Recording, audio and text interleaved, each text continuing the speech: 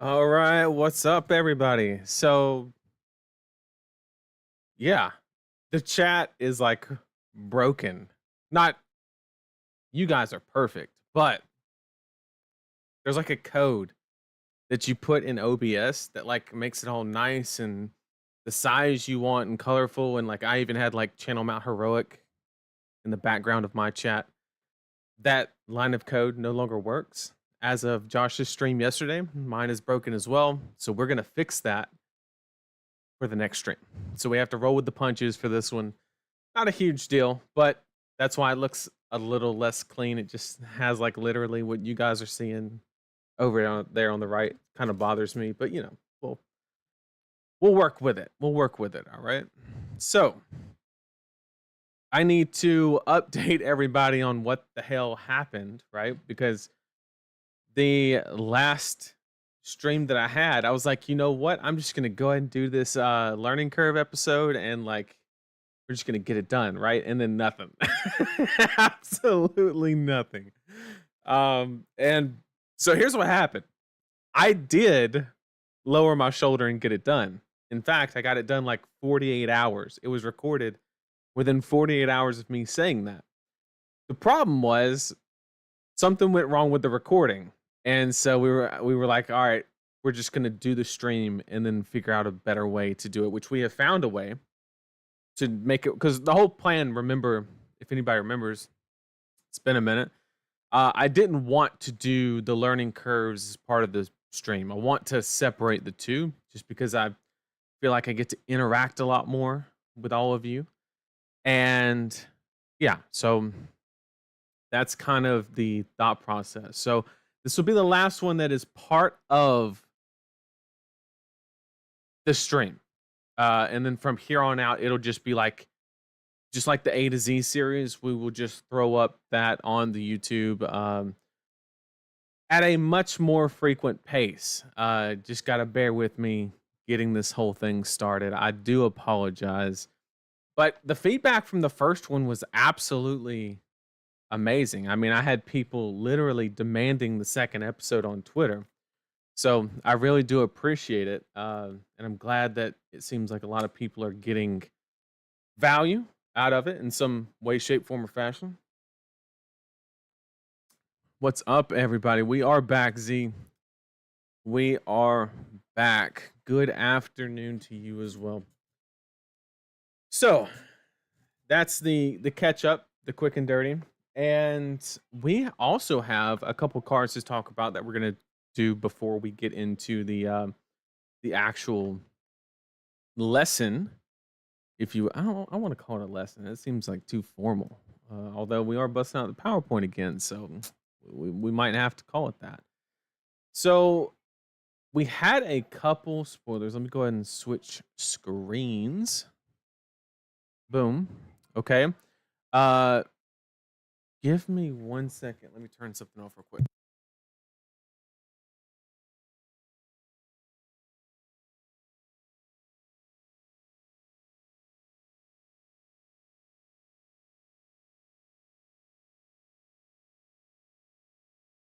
I have a baby monitor in here, and the kid was like, "Ah!" I could just hear it. He's okay. The wife is with him, but you know it was still funny that I heard it. Okay, let me pull chat over here so I can still talk to all the lovely people. Okay, so we had a couple, just a couple releases drop. Nothing crazy.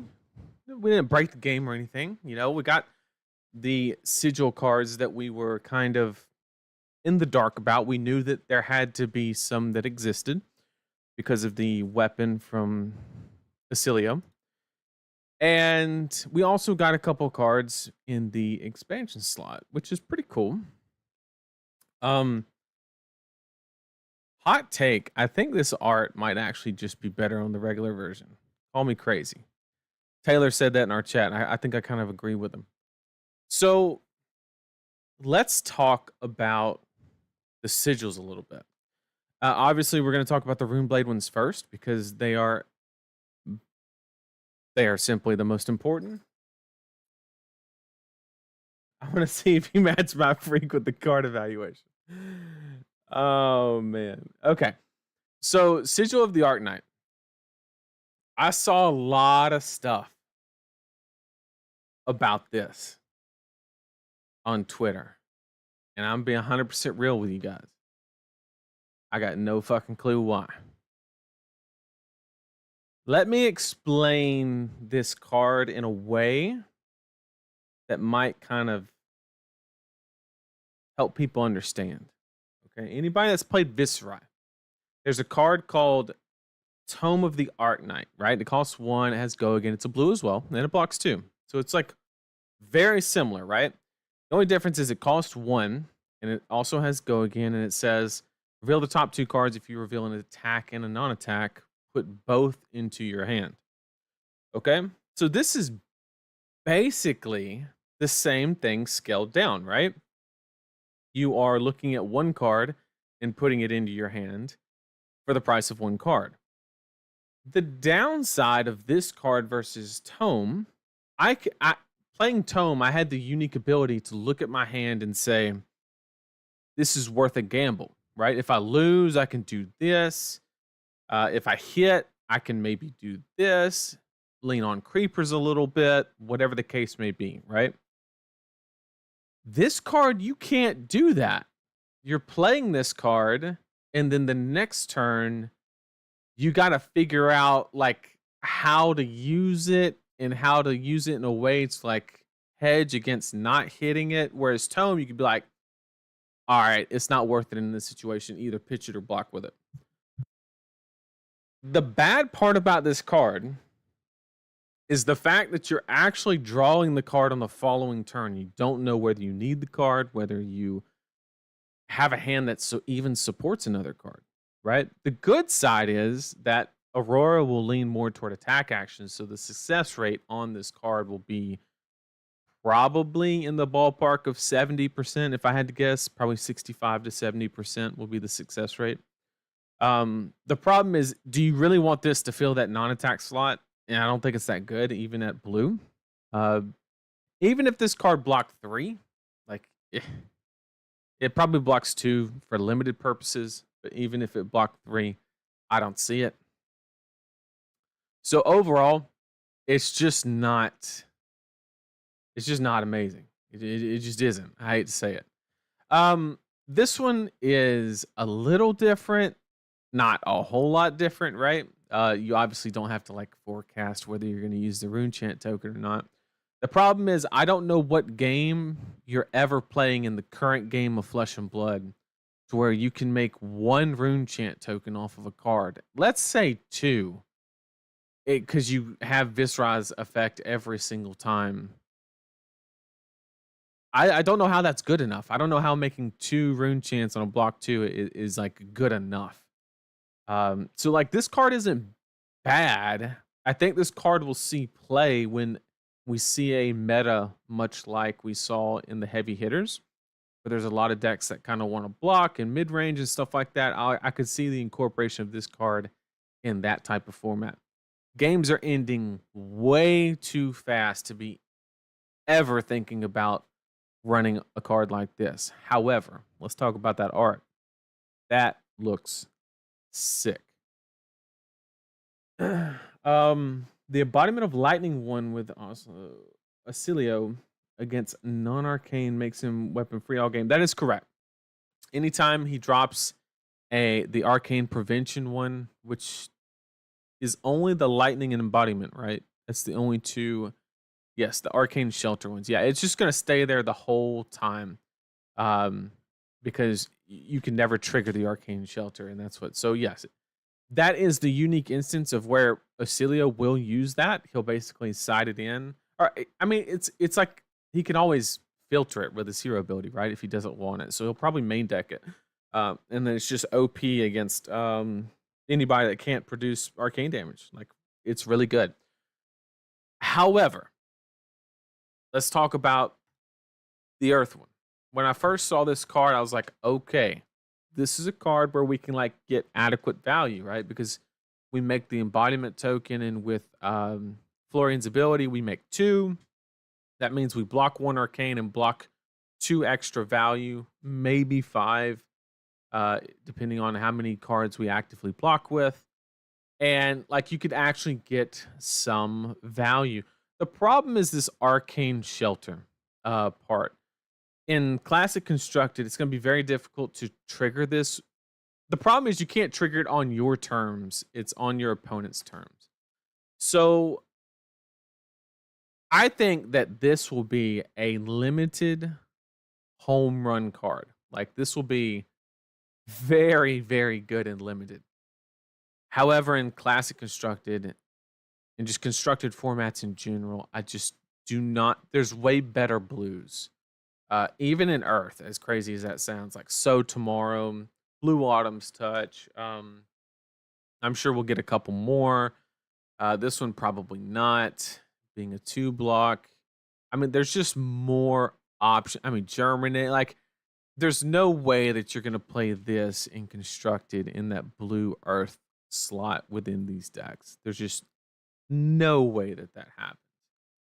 So limited All Star, I think this card specifically, this one will also be really good and limited, but has CC potential due to what chat said, basically, where it just stays on the field and makes the weapon free because it says right here, if you control an aura permanent with sigil in its name, it costs 1 less to activate and it costs 1. So it's basically free the whole game because you can never trigger it. However, expect some sideboard play. I have full confidence that LSS is not going to let somebody gain free reign to free resources an entire game. There will be a sideboarding generic card that says destroy a target aura in play or something. There will be a way to interact with this card. I don't know how, but I guarantee you there is a failsafe. If not, we, mm, mm. Yeah, there will be a way. I guarantee it. Let me get caught up in chat. The Cycles one with Reinar seems really cool. This one right here. Yeah, so these actually look really interesting, right? They're just kind of like those unique I call them like sideboarding cards where you really want to put them in against certain things. The downside is like when you compare them side by side to cards like Amnesia and stuff like that, the problem is they block 2. That's the problem. I think in limited they'll be great. This one's for instance. So the least impactful effect has the breakpoint, right, of 7. But they're gonna. The problem with that is they can always just play the instance out of Arsenal, right? Depending on what it is, what the context of the card is. Some cards, you get actual value from that situation, but for most of the part, it really. I don't expect a lot of play in CC out of these. I think there'll be niche situations. The one that I think we'll see actually the most play is probably Smash Up. It's a very good 1-card 5. Maybe some interactions with like this, fitting it in with like Flock of the Featherwalkers and cards like that. To kind of push that, if you will. Let's go and talk about the others. This one's actually really good. It kind of creates a whole new archetype for, I don't want to say new, but it does make it where Kano has some play on his turn, right? Typically, he doesn't want to play on his turn that terribly much, but this one does kind of. The problem is it's a no block, right? And it does kind of like force you into doing something offensively. So this is not a card that will be just thrown into a Kano deck. I think it's something you're going to have to build around, which it could not be for Kano at all, but it's interesting, right? It is at least interesting. Ponder's just not good enough to run a no block, in my opinion. This one, I'm not spending a whole card to get a sync blow effect, effectively, right? This one will probably see play in some degen life gain deck. Basically, they had to make it like really, really bad, to make it, not become even more of a problem. So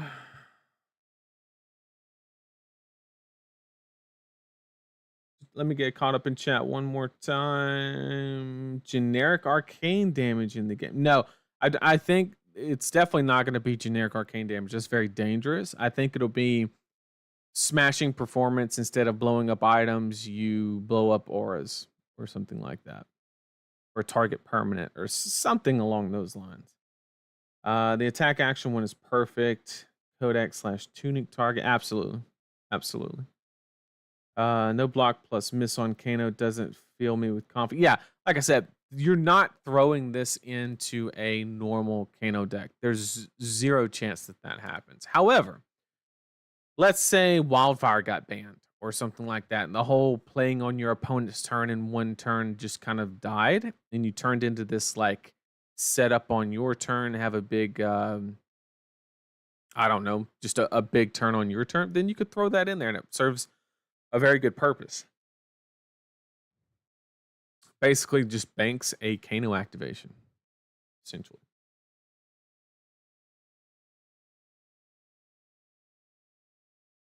Oh, Sigil of Cycles is a Reinhardt card. Yeah, I agree because you could discard it. But here's the thing. I'm going to actually disagree with that notion because I'm not spending a whole card for an Intimidate.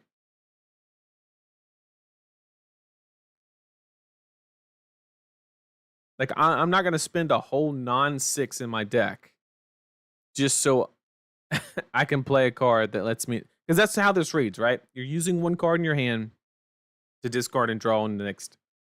So you're net negative one card. So yes, there's a neat interaction with Reinhardt's hero ability, but that's just a terrible value proposition.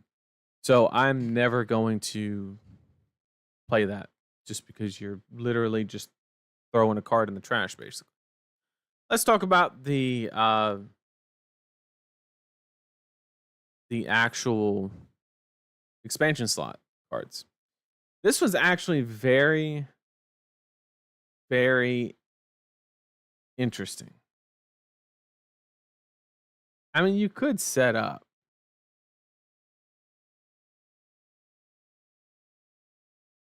It's not free though. It's not a free Intimidate because you're playing this card, right? This is a card that could have dealt damage or prevented damage, and you are playing it on your turn. Then you're getting the Intimidate. It's not free. You're investing this card to get the Intimidate. So it's a one card Intimidate. You do get the benefit of basically pushing the like if there's like a super OTK that he could do, like I see it. I see it. If there's ever a world where Reinhardt's worried about being fatigued, which there shouldn't be, that's the card for him. But I don't see it. So let's go to Splattered Skull. When this hits, you're weakening one turn to have a potentially stronger next turn. Yeah, but how often is an Intimidate going to equal one card's worth of value? It could, right? But like, I know a lot of people are going to think, okay, well, you're going to like kill him or whatever. But if you're like spending this card to kill somebody, you're probably winning that game anyway. Is kind of my thought process. But yes, that is the correct way to look at it. Splattered Skull. When this hits a hero, choose a face down card in their banished zone that was banished by Intimidate this turn, put it into their graveyard. So basically, this works in correlation with Blood Rush Bellow, Barraging Beatdown. I think it's a really good card. It's just another on hit. That Reinhardt's main weakness has always been aggro, right? He just doesn't have the throughput to consistently combat that strategy. And this is a great way to get that, right? You intimidate, you get that value, and then you also get valid on hit effects. And if you're intimidating, the chances of on hits going through are much, much higher. Let's see.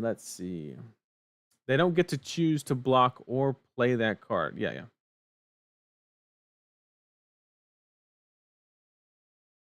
No, yeah. Splattered Skull is insane.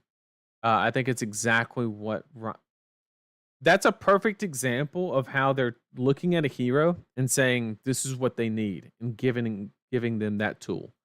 Um, Great design on that card, whoever did it. Adaptive Adaptive Dissolver. Basically, it's adaptive plating, but it has AB on it instead of the whole block galvanize, right? Um, what does this actually do? Well, it makes you good. If you're tech low, you're now good against uh, just sustain wizards. You're still going to get absolutely dumpstered by Kano because, like, you can have the AB all you want. I think you're just going to get destroyed. But the against the slow ramping ones, because you start with this in play, I think it's really, really good. The downside is, I mean, I guess I don't want to say Teklo's going to get dumpstered. Somebody's going to come up with a fatigue strategy for Kano. For the first month or two, it's going to catch the Kanos off guard. But if you run into a good one, you will lose. But maybe there's like a way that they're like being disruptive at the same time. Yeah, maybe. I'll leave it in the air that maybe it's possible. But however, against the Wizards that are coming out, I think this will play a very good role. And the most important thing that it does for Tekla Volson is it saves him sideboard slots. He can just run this in like 2 or 3 of the main pieces, right? You take like all but the most valuable was it Cogworks equipment, and you just run these, and then like boom, there's your sideboard AB, right? That's the value I think is literally just saving you 3 sideboard slots. Uh yeah. Dissolver is a base and plating is 100% correct. 100% correct. So I was just referring to the art mainly, but yes. And the modular aspect, which I've still never seen somebody utilize modular. Very interested to see that actually happen. I think it's for fabricate, for like bringing equipment back in. You can run one of anything and just move that piece in kind of situation, but who knows? Plan for the worst is a new, supposedly Riptide card, right? Because we're talking about traps. Theoretically, any ranger can use it, but it's a blue 3 block. It says, look at target hero's hand and arsenal. Beginning of their next phase, they discard all cards in their hand to destroy all cards in their arsenal. Search your deck for up to 3 traps, reveal them, put them into your hand, then shuffle 2 cards. So basically, what you get to do is look at their hand and their arsenal, see what they're doing, and then go grab basically any traps that seem relevant to that situation, right? The problem is you do have an IP situation where you're going to be able to arsenal one, but like you get to effectively get traps that you know will be turned on, which is powerful. This is obviously for like a fatigue style Riptide or a slower one. I don't think this is quite good enough to make it to the aggressive ones. Maybe 1 or 2, but definitely not a 3 of. Because you're spending a whole card to do this. It's not free, and you're using your action. You're not attacking them to play this card, and so yeah, that's also a downside. Is you're actively playing a card or removing 3 worth 3 block value from your deck in a fatigue deck to go grab something. Could it be worth it? Right?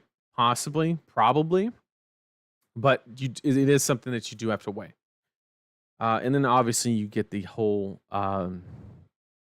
if you're trying to fatigue them, they basically have to expend their hand or they lose the cards anyway due to the seek and destroy effect.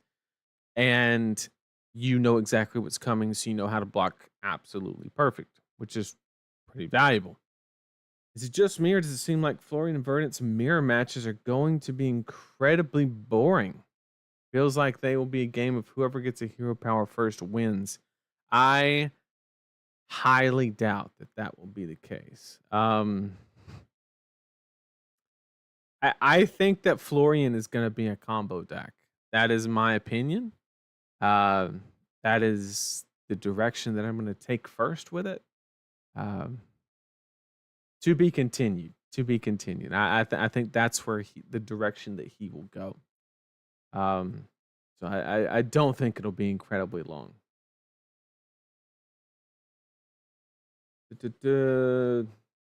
Also, if you see CNC Pummel, you just cry. Right, right. They know there's absolutely nothing you can do about it. All right, let's talk about Flutter Steps, because Illusionist needed another foot piece, right? We have Ward 1. It does not have what was it? What was the keyword? Was it stealth, or it starts face up? That's what I'm trying to say. It does not start face down.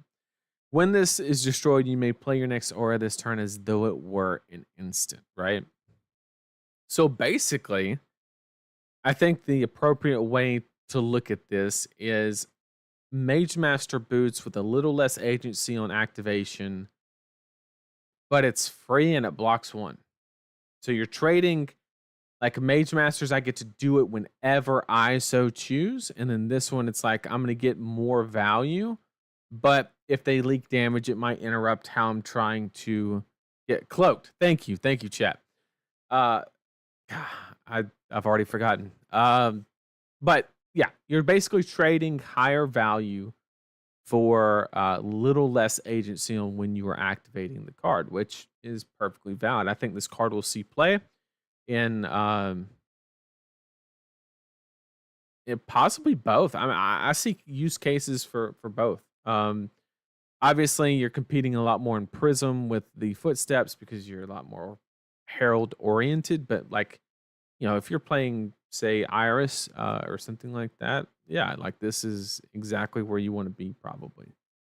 So really, really good foot piece for Illusionist. Congrats on those players there. I think we covered everything. So before I start the lesson or anything, chat, if you have any questions about anything or want my opinion on anything, just feel free to ask. We've already seen Fry from the Aurora deck, the budget ball lightning, if you will.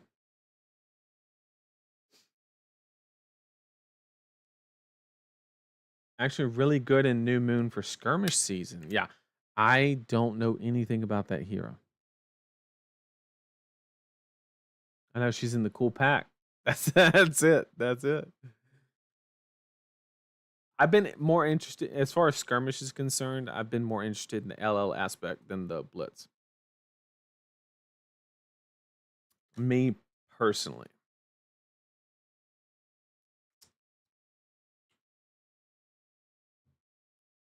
All right, chat, if you got nothing, I think we're going to get into the video or the lesson, if you will. What is your opinion on the way they are doing previews this time around? I'm going to be honest, Z, that depends on if I get a spoiler or not. I hope I do. I mean, I got Blossom of Spring, so like I don't know, this is like a Briar set. I would hope that there's something. But I don't know. Like it's tricky, right? Like the legendaries. Not spoiling the legendaries, I think is perfectly fine.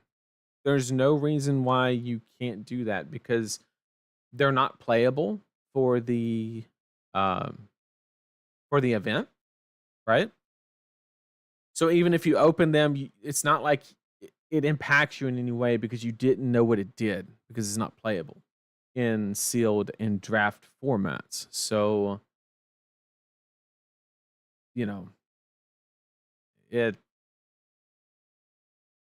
It is what it is. So, um, but I think I heard that most of the Majestics will not be spoiled, which that's very interesting. I mean, I understand the excitement.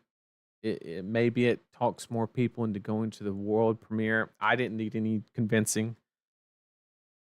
I bought my ticket the day they announced the set. Um, but you know, it I don't know. I don't know how I feel about the Majestics. We'll have to see like the volume, but yeah, no clue. Not a clue.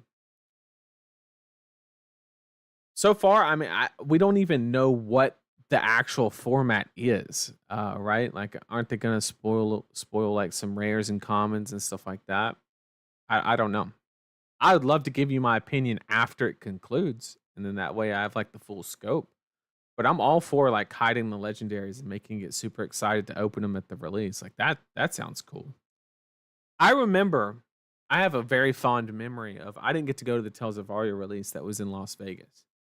And I remember I was watching somebody's like live stream, hoping that somebody would open the Fable and they would go and hold the camera up to the Fable and all this kind of stuff. Like it was super exciting for me. I had a lot of fun doing those types of things. So I definitely understand their thought process on it. Lightning cards. Give me Terra or give me death. I mean, Earth needs some good blues, is all I'm going to say.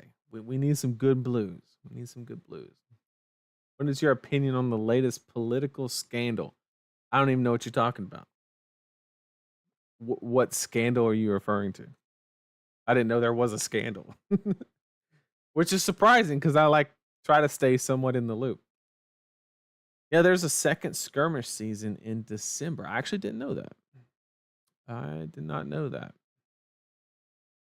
I think it's fine since there's no competitive events immediately after set release.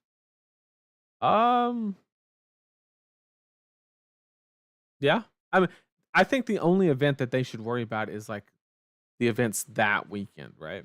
I think that's the only thing of concern. There is one thing where it's like, I don't know, like what's gonna happen is a whole bunch of teams are gonna open their packs on pre-release or the world premiere day. They're gonna go and like do their homework and like they know about this majestic, but the other group doesn't know about this majestic and stuff. Well, I guess at that point it's probably all spoiled and whatever. So it's probably fine the way they're doing it. I don't see any issue with it. What do you think about Aurora's play style will be like? Just lightning go wide aggro. I think it's going to be very attack action slanted. Probably anywhere between 35 and 39 attack action cards is what I'm guessing.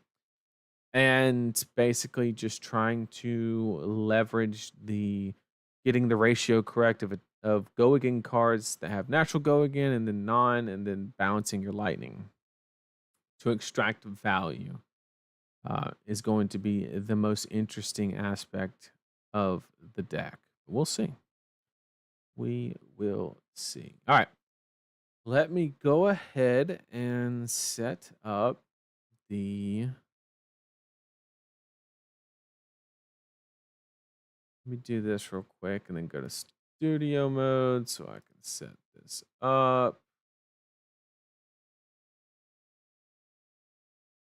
Boom. Swap this around. Minimize this. Click out of studio mode, right? No, it just goes back. Okay, we're learning today. We're learning. Okay. So I need to make sure I can see chat. I gotta keep my comms. Okay. So, episode 2 of Learning Curve. I guess I gotta, since we're clipping it and everything, I gotta do the intro. It feels weird because I'm already talking to you guys. Oh, I can't stand this. This is why we're gonna do it completely separate. But I gotta do a little intro bit or whatever. It's kind of weird. Okay. What's up, everybody? Welcome to episode 2 of the Learning Curve. We're going to be talking about macro strategy today. Last episode, we had a very zoomed in approach to basically assess the value, turn cycle value, and evaluating specific cards and things like that. So now what we're going to do is we're going to zoom out a little bit and take some of those pieces and how we can apply it to a broader strategy. The goal today is to give you a better understanding of when you sit down. We're not going to be going over like a whole bunch of different matchups. We're just going to try and give you a couple just nuggets, if you will, of how to approach certain situations and give you a broader understanding of the macro aspects of the game. That is the number one goal of this episode. So let's go ahead and hop in. Okay, so anybody that has played Magic the Gathering or probably a lot of other different card games know that there's a common cycle of aggressive control in mid-range. However, Flesh and Blood does not operate on that cycle. We do use those terms to kind of describe certain decks and certain strategies, but that's not really how Flesh and Blood works on a macro scale. I would like to describe Flesh and Blood as more of a timeline based cycle. So basically, two people sit down, right? So let's use the Magic example first and then kind of like branch off of that, right? If my understanding is correct, let's say you're playing Red Deck Wins, Burn, or whatever you want to call it, and basically what happens if you're playing against control, either you like do the thing and kill them, or you reach a certain point in the game where you basically have no win con, right? It's like either get them by turn 4 or you have lost the game, basically. Flesh and Blood doesn't work like that because it's a lot more back and forth, right? You're not trying to execute one exact strategy and then you have a consistent fail point. There is failure points in the game of Flesh and Blood for certain strategies, but for the most part, basically, I like to compare it to a game of tug of war. Basically, two people sit down and they have a desired length of play, if you will. And wherever the game ends, closer to that person's desired length of game is typically considered the winner. Now, I've kind of described a couple different categories, if you will. Obviously, we still have aggressive, where they really want to end the game in 1 to 4 turns. Obviously, a great example of that is Ninja.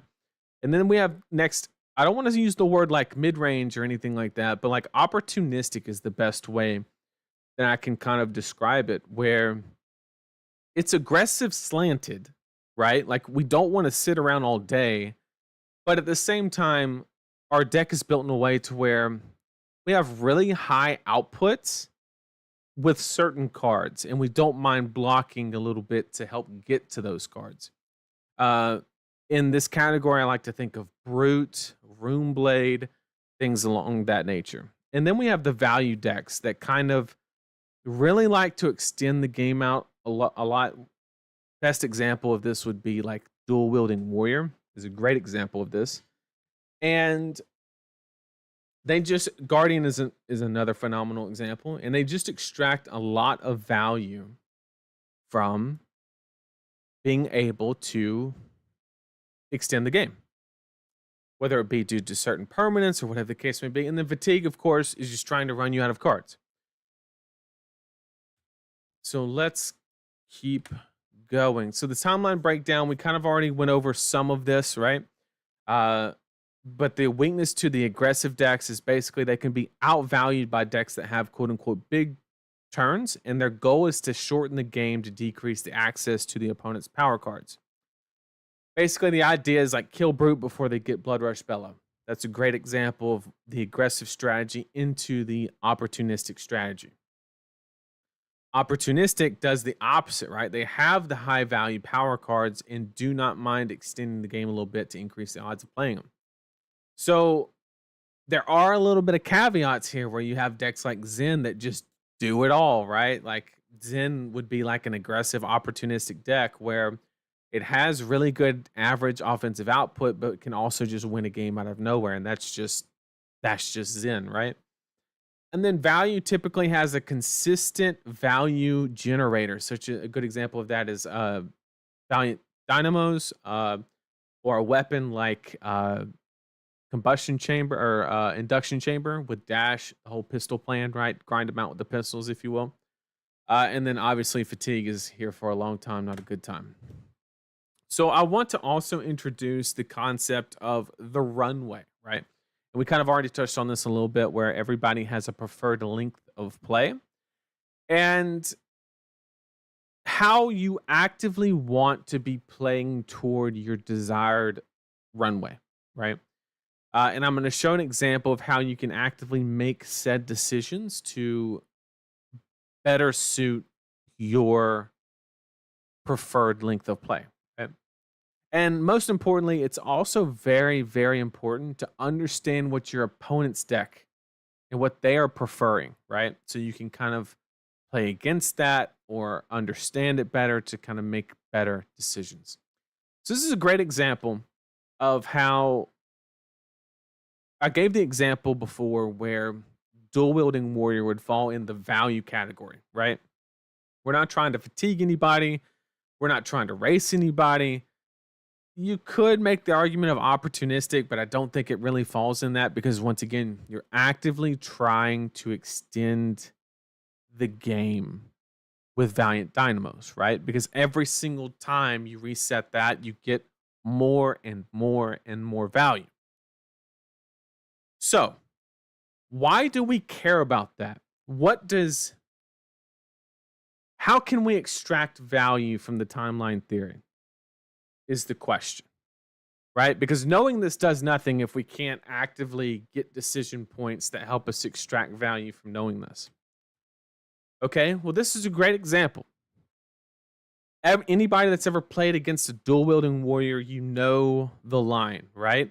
They always pitch a blue card, which is this blue blade runner, and then they swing a hatchet, and then they have a go again source to swing the other hatchet to reset the dynamo counter. And they do this off of one blue card. So they pitch the blade runner to swing hatchet, played blade runner in reaction, the red one, and then swing other hatchet for a value of 2, 3, 3, which would be 8. And then you get 1 off the dynamos, which would be a 2-card 9 exchange, which in the game of Flesh and Blood is insane, right? That's kind of the whole premise of the deck. Now, the card that I want to draw your attention to is Sharpened Steel. And this is where knowing what your deck wants to do and knowing what your opponent's deck wants to do, and how, if you look at Sharpened Steel, it's the same thing on offense as it is defense, right? Given our hand and situation, the hatchet hitting has absolutely no value because we don't have a second go again source, right? So there's no on hit that it's helping us achieve. It is literally 3 value if we play it, or 3 value if we block with it. Now, let me present you a situation. You look at your equipment piece and you see dynamos. Should you attack with Sharpened Steel, or should you block with it? I've seen so many players just see the opportunity to play that card out when it's actively hindering their desired runway or length of game. And basically, Sharpened Steel, as crazy as this sounds, can actually block for 4. Let me present a situation. Let's say you blocked with Sharpened Steel for 3, and at the end of 1 turn cycle, you survived on 2 life. That gave you 1 more turn cycle to get a counter off of dynamos and then block with dynamos 1 more time. So that theoretically got 4 value. Because if you would have played it out on offense, you would have never saw the turn to block with your boots again. So in this situation, we have to understand that we are a value-oriented deck. And if we play against a aggressive deck or an opportunistic deck, that we need to be blocking with that card. Because the defensive value is more often than not going to beat out the offensive value. Now let's flip the script, because Flesh and Blood is not always, there's never a situation where you always do something with one card, unless it's Blood Rush Bella and you just play it. But what if you're playing against a fatigue deck? Would you want to block with Sharpened Steel? Of course not. You want to leverage the offense and try and beat the strategy of them fatiguing you. So we don't want to look at Sharpened Steel and say, oh, we always block with that card. That is the incorrect thought process. We look at our timeline and say that if the deck that we're playing is to the left, we want to block with the card. And if it's to the right, we want to attack with the card. And then I also threw in Blade Fury as another example. But this one gets a little more difficult, right? Because you need the context of the game to make the appropriate decision. Blade Fury has a value in this situation offensively of 4. But we just described how blocking with it could actually block for 4. So you, as the player, have to determine whether it's advantageous to use the 4 offensively or the proposed 4 on defense in that situation. Because you could, if you block with Blade Fury, you could just lose 1 value, whereas you could have guaranteed the 4. So that's just a play-by-play situation. Maybe blocking an on-hit effect increases the value to 5 or something along those lines. But that is kind of how players should be looking at these situations. And that's how knowing these timelines, and you can actively make decisions based on it. Okay, let's talk about equipment. Equipment is one of the easiest, most important ways to help reinforce your preferred length of game, right?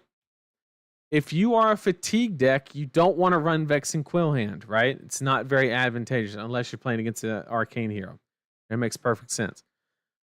But there was a common thought process with Rune Blades back in the day that if you wanted to have a very fast, aggressive start, you would run Vex and Quillhand.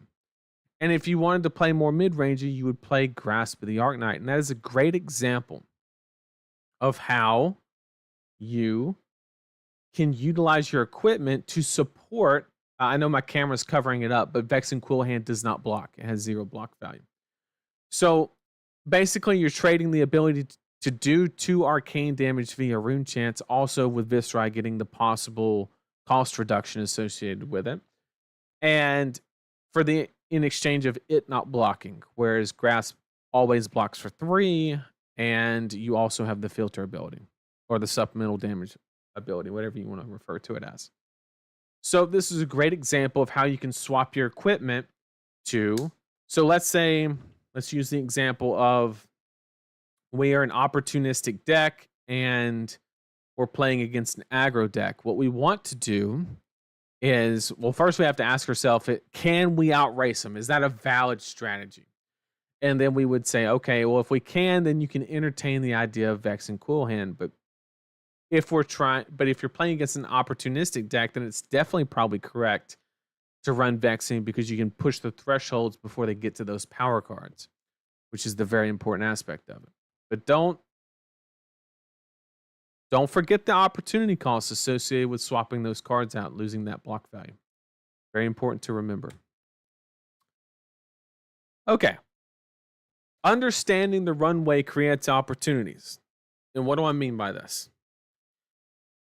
Having a general idea of the runway can help you determine if power cards need to be played now, or you have the ability to wait for a better hand. Okay. This is more so understanding basically the damage output of your opponent's deck, and where, I'll give you an example. let's say we drew a Blood Rush Bellow on a 4-card hand, right? And we had enough life total where we could have taken all of it and played the Blood Rush Bellow on the 4-card hand. Well, if that is the case, then we need to understand it. Let's say historically brutes want to play it on a 5-card hand. That is typically advantageous to play it with more cards in hand. That is the ideal situation.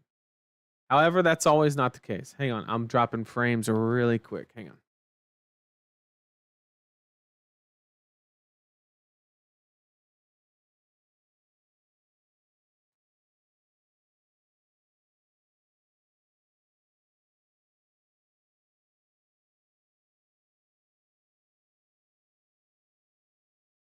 Okay, I think we're back. I do apologize for that. So once again, let me go ahead and paint that situation one more time where basically Blood Rush Bellow, 4-card hand, right? We have the ability to play it, we have the life threshold, but we need to appropriately determine whether we have the ability to arsenal it and wait for the 5-card hand that is like to be desired, right? We need to understand the thresholds, and we need to actively make plays to, like, I'll give you an example. Back when Briar was legal to play in Classic Constructed, I would see a lot of players arsenal Channel Mount Heroic and then make 15 damage trades. And the problem with that exchange is you're arsenaling your quote unquote setup card, right? But then you're walking the life totals down extremely fast. And then by the time you're able to play it, you don't actually extract all the value you can from it. Whereas if you would maybe block 6 and 7 kind of situation, while you have that in arsenal, by the time you play it, you're at 20 life and you can actually lean on it the entire time. That is kind of the point of this statement, is understanding how much time you have and the decisions that you are making. Do they increase the amount of time you have or do they decrease it? And do you want them to increase or decrease it is the question. Another macro strategy concept is, do you want to go first or do you want to go second? I get asked this all the time. It's a complicated question. I don't knock on it at all. So here's the argument for going first, and then I'll tell you basically which one I think it is. Obviously, it's very dependent on matchup, but we're just going to use a generalized statement. Some heroes can easily gain free value on turn 0. This could be in the form of Spark of Genius, Read the Runes, Pass, just playing a permanent, whatever the case may be. Also, if you have evasiveness, aka when I say that, I mean overpower, dominate, arcane, split damage, whatever the case may be. You have the ability to leak damage, but keep in mind, anytime you do that, you're giving your opponent the opportunity to filter. And understand that, right? Also, I've seen too many people be really happy about dealing 3 damage on turn 0 and not arsenaling a card. You didn't really deal 3 damage. You just traded your arsenal on turn 0, which could be correct. It could not be correct, but it's nothing you should be excited about. If anything, it basically just means nothing happened because now they're drawing up with 4 cards. You have 4 cards, right? They're just at 3 less life. Some inconsistent heroes have the ability to filter on turn 0, which is pretty advantageous. That was very valuable in Runeblade specifically. If you did draw the brick, you got to fix it with Grasp of the Arknight. And once again, do not forget the impact of letting your opponent filter on turn 0. It can be absolutely detrimental. The argument for going second. You start the game with 3 cards worth of tempo minus any damage taken on turn 0. Okay? Now, I know what you're thinking of, but you start with 4 cards, right? But we've just discussed that the opponent is starting with an arsenal, which means they have plus 1 card of value. And then you start with 4 cards worth of tempo minus 1 because they have an arsenal, right? Easiest way to think of that exchange is just imagine if they have a sink below an arsenal. You play your Ravenous Rabble for 4, they block with the sink. How many cards do you have in your hand? 3. How much damage have you done? 0. And they still have 4 cards. So you start with 3 cards technically worth of tempo, minus any damage you took. And believe it or not, that reason alone makes going second the default pick in most situations.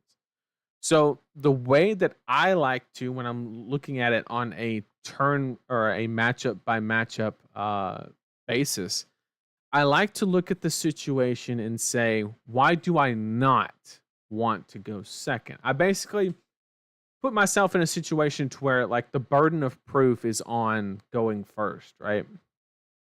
And if I can't make a very sound, logical argument, then I'm just going to go second. It's that simple. However, there's the bottom line is extremely important. Extremely important.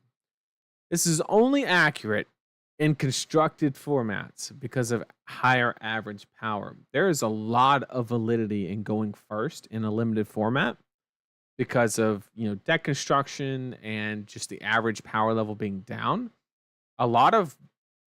We've been in a lot of limited formats where they can't actively take advantage of 3 cards worth of offense, or at least not a lot of offense. And in that situation, going first is actually really, really good. So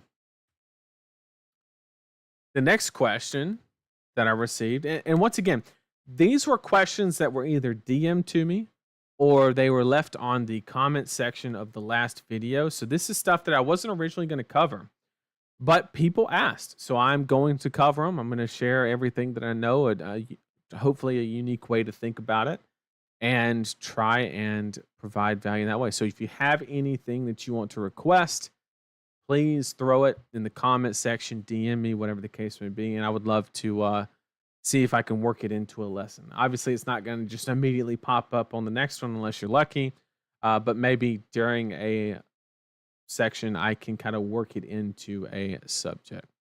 So should you ever run more than 60 cards? And that's a question that I also get probably more than do I go first or second? Because it feels like it's a much more impactful decision, right? When you play 65 cards and you beat fatigue, you feel amazing, and you feel horrendous when you play 60 and get fatigued, right? So this decision kind of hits home a lot more than maybe first or second. But to answer that question, we have to talk about my favorite subject in Flesh and Blood, and that is fatigue, right? Because if you think about it, to answer the question, the only reason that I can think of that somebody would actively want to run more than 60 cards in a game of Flesh and Blood is to combat fatigue. It's the only reason that I can think of. So we have to break down fatigue to understand whether we need to run more than 60 or whatever the case may be. So let's do it. Let's define fatigue, what it's actively trying to do, and how to beat it, and then we can answer the question. At the end of fatigue, we can answer the question, do we run more than 60 cards? Okay, so these are kind of the pillars of fatigue that I have kind of designed is damage stacking, the cost of setting up, recursion, understanding the final state, and then running more than 60, which is the last thing that we're going to answer once we understand everything else. Okay. This is basically, those of you who saw my fatigue lesson on a previous stream, this should look very, very familiar, and it's because I did cover it before, but I wanted to, once again, this is a new series, so I wanted to kind of reintroduce it because I got a lot of feedback on this saying that it really helped them with fatigue in general. So the way that I like to explain damage stacking is imagine you had a deck with 60 head jabs in it, 60 red head jabs. Obviously, that's not a valid CC deck, but we're just going to use that as this example. You have 2 choices. There's only 2 lines in the whole game, right? Other than blocking. We're just talking about offensively. You can either play 4 of them out offensively and deal 12 damage, But let's assume that your opponent just has a deck full of 3 blocks. You would never win the game, right? They would just block every head jab and the game would never end. Or it would end in whoever could swing a weapon. But what we can do is a very simple way of explaining damage stacking is we arsenal one of the head jabs and then we play 5 out on the next turn. So we're basically doing a 9 damage turn while putting it in an arsenal to do a 15 damage turn while playing it out. That is basically damage stacking for dummies, if you will. And when we're playing against fatigue, we have to understand that setting up something is not, it's not free. And what do I mean by that? While you're setting up, you need to make sure that they're paying a price to make a move. I'll give you an example. The easiest way to lose against fatigue is if you present X amount of damage on your turn because you're trying to set something up, and then they take 0 damage and play a CNC or a Spinal Crush, you're going to lose that game. You need to present situations where they're taking 3 to 4 damage to make that play. That way, either they block with that card and it's no longer a threat, or you prevent the play of that card, which is just fine, or you dealt damage, which is the whole point of the situation, right? And then you can actively block because that's less damage you have to push through, and it's a win-win no matter what happens. So, and that can also be a form of life gain, not just disruption, right? If you don't deal enough damage and they play a sigil, well, now you're kind of on the back foot, right? And then inconsistencies within your deck can create free windows of opportunity for your opponent. This could be in the form of like Runeblade's bricking, and then they get to throw like a free Spinal Crush or whatever. And then obviously there's the very simple aspect of you got to protect your power cards, right? Because you need to be able to push certain amounts of damage. So here we have the concept of recursion. The most simplest form of it is recurring cards. This could be found in Rites of Replenishment. This could be found in Evergreen, cards like that just cycle. Typically, that's associated with Earth. But I think there's a couple other cards that kind of, maybe it's not a definite loop, but it has like that aspect to it. Obviously, Remembrance is a form of recursion. Just keep in mind that it ruins your pitch stack, and also it's only a net positive 2 cards because you're using a card that could be a card that does damage to put 3 cards into your deck. So you're only gaining a net of 2 cards. And then any weapon that has no condition on it that just presents damage is a form of recursion because you can just attack and attack and attack and attack.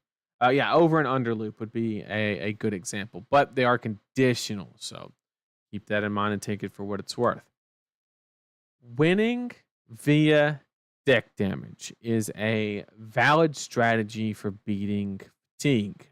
The concept of this is you must present more deck damage than your opponent's block total. That's kind of like a yeah, no shit moment, right? But let's define what block total is. It's basically all block values. So if if you had a 60 card deck and every card blocked for 3, that would be 3 times 60, it'd be 180, and then you would add 9, 12, and 40. 9 being the life gain cards, the armor total, and then their 40 life to complete the game, right? And I used an example of a Bravo deck that ran 68 cards. So I did 65 at an average block of 3.2 because they're running a couple of staunches, sink blows, whatever the case may be. And then let's say they have 3 sigils in their deck, which is why it's 68 and 65, which would gain 9 life. And then they have 12 block and armor, and then they have 40 life. So you need to win the game. You need to present 269 damage. And then you win via deck damage. Simple as that. However, we have to remember that Arcane is not deck damage, and we have to also not forget about recursive blocks, such as Rampart and Heart of Findel. Those are very important aspects. As you can see, there's Rampart right there, which is basically just able to consistently block without using a card. And what do I mean by the final state? This usually includes basically the weapon that you're using and kind of like how the end of the game can go, right? So I just talked about how you can, if you present 269 damage, you win the game, right? However, that's not necessarily true. We have to understand the final state and kind of how that, because we could sit there theoretically just swing Rosetta Thorn every single turn and produce 269 damage, right? But the problem is if we get down to 4 cards, which is what I consider the final state, a 4-card cycle, rotation, whatever you want to call it, they can pitch Heart of Findale, gain a life, block with Rampart. That basically means they block 2 damage without using a single card in their deck, and then they can hammer us, right? So with the final state, if that is what they have, if they are at lower life and they have Rampart, I cannot kill him with Rosetta Thorn. So damage, winning via deck damage is not an actual valid strategy, in my opinion. So you need to understand that the final state occurs when damage stacking was unsuccessful, right? It's kind of a result of like, okay, things didn't go well, so now you need to understand the final state of things and how you can possibly close the game out. So now we can answer the question. After knowing all of that, we can answer the question of, do we run more than 60 damn cards, right? After knowing all of that, we can finally answer this simple question. And we have to understand what running more than 60 cards does. It basically reduces the effectiveness of our damage stacking. What do I mean by this? Well, if you have 60 cards, you're playing your obviously 60 best cards that produce the most amount of damage. And you're putting in 6 to 7 to 8, whatever the amount of cards are. And you're going to get like your Art of War arsenal. You're like set up, you're good to go. And then boom, you draw your Sync Blow, right? And it's going to reduce the ceiling on that turn, which is not ideal, right? If our strategy is to win via damage stacking. However, in some situations, it does open the win condition of fatiguing through aggression or through deck damage, as we described earlier. A good example of this is Warriors versus Guardian. Historically, Warrior runs just a lot of cards, and if the Guardian sits there and blocks, they just fatigue them because they swing their weapon so many times. So running more than 60 cards is an extremely effective and valid strategy in that situation. Adding more cards can also be viable when the method of fatigue is disruption. So this could be in the form of assassin or whatever the case may be. What it effectively allows you to do is if you run 6 more cards, whatever the case may be, it allows you to respect a threat a couple times during the game and just, not lose X amount of cards out of your deck that produce damage. Now, of course, it depends on what it is, what it is you're blocking with at what certain time. That's going to play a very important aspect into that. However, that is the concept, right? So, to finally answer the question with one answer is, if your way to beat fatigue with your deck and your hero is damage stacking, you run 60 cards. If you're being disrupted and you're just trying to outlast for an opportunity, I think running more than 60 is perfectly acceptable. Got to be careful with it. Don't want to run 70 and then just start hitting them with a wet noodle, because then your window never will come because you have so many clunky cards that are in there just serving no purpose, right? But running 63, 64, like perfectly fine if that is the strategy. So in one clean line, if you're damage stacking, run 60. if that's your win con. If you're trying to fatigue through aggression or outlast disruption, you can run more than 60. Okay? And that should just conclude the second episode of Learning Curve. So hopefully everybody got something out of that, right? Whether it be just how to look at certain situations, the whole timeline thing. I think the fatigue thing is something that people usually always get some form of value out of, because losing to fatigue can be very, very frustrating, especially for new players. It can be extremely, extremely frustrating. But hopefully there was some value extracted there. Once again, I'm all for some feedback. I would love feedback to make it even better. If you have any suggestions on what you would like to see next, I'm all ears on what we could go over after. What's up, Peter? Good to see you, man. So, yeah. Also, just to kind of recap a little bit, that's going to be the last one of the episodes that we do on stream, because once again, I just want to make it something completely separate. But we had to do what we had to do because our last one got, I forget what even happened to it. It got corrupted, or the audio wasn't. I forget what it was, but it was bad. So we tried to get it out early, and then this will probably be up probably in a couple days at most, and should be good. So yeah, that's all I had planned for the stream.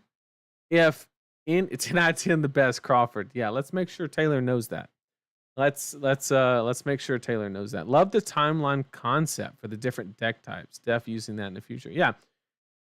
It's something that took me a while to I think I had a unique position by not playing Magic first. This is technically my first TCG.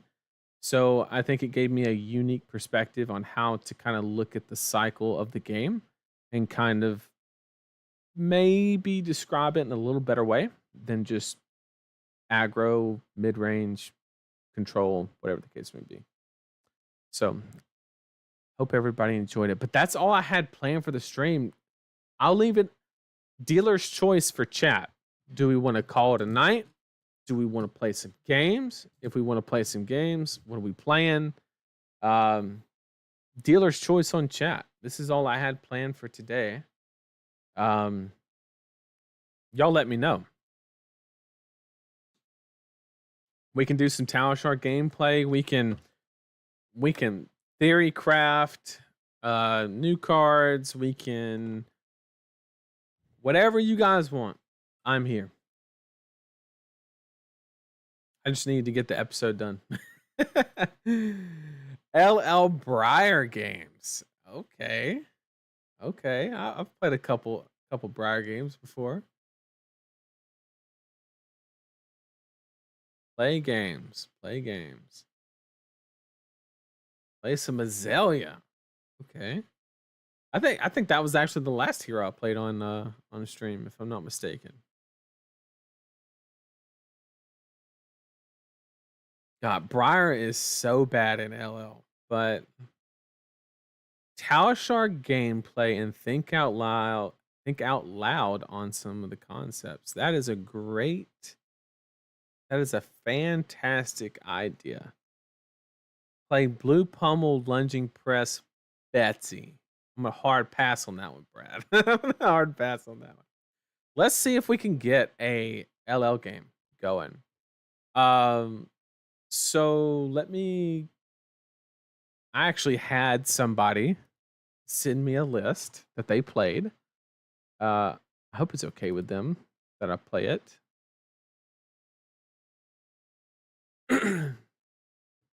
Shout out to Mike. He sent me this list saying he played it at the Battle Hardened event. He did really well. I think he got like top 16, I want to say. So we're just gonna run his list and kind of see what happens. Man, I miss this hero so much, guys. Oh, I miss it.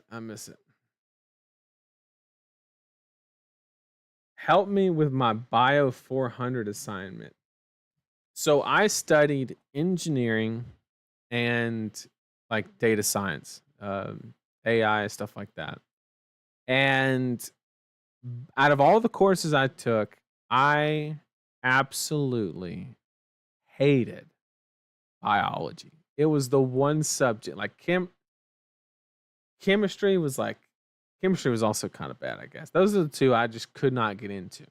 But like physics, I'm all about it. Love it.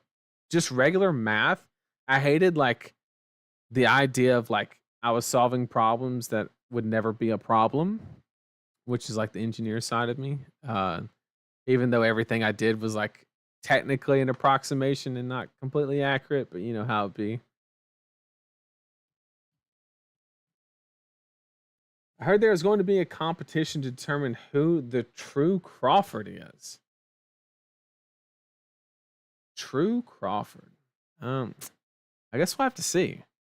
Which Rune Blade are you more excited for from Rosetta? At first it was Florian. Now I'm kind of leaning toward Aurora, but we'll see as the cards come out. My macro is present. More value than them. There you go. All right. So give me 2 seconds. I'm going to step away for 2 seconds, and then we're going to come back and we're going to do some LL Briar games, assuming we can actually get some on Talishar. I don't know how active the LL community is on Talishar. I have no idea. But we're going to see. We're going to see. I know Briar's not too terribly good. So I will be right back. Give me 45 seconds, and I will be right back.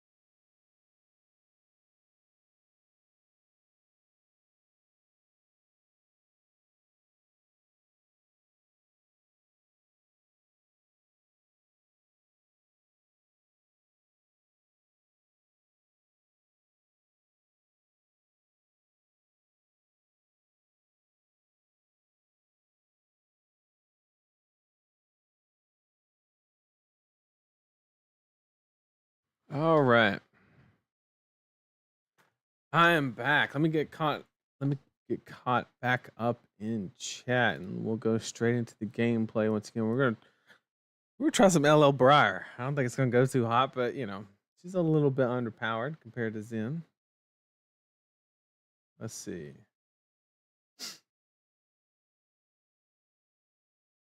The lesser Crawford is here. Good to see. Good to see.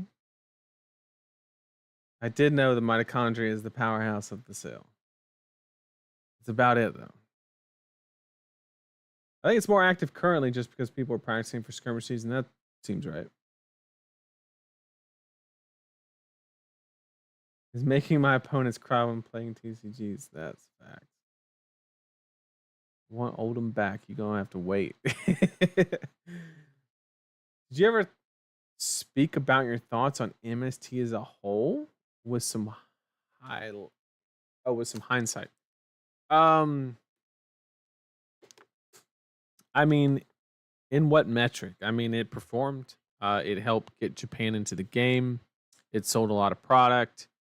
It got a lot of people excited in the game. I think a lot of people are tired of the way it changed the meta drastically.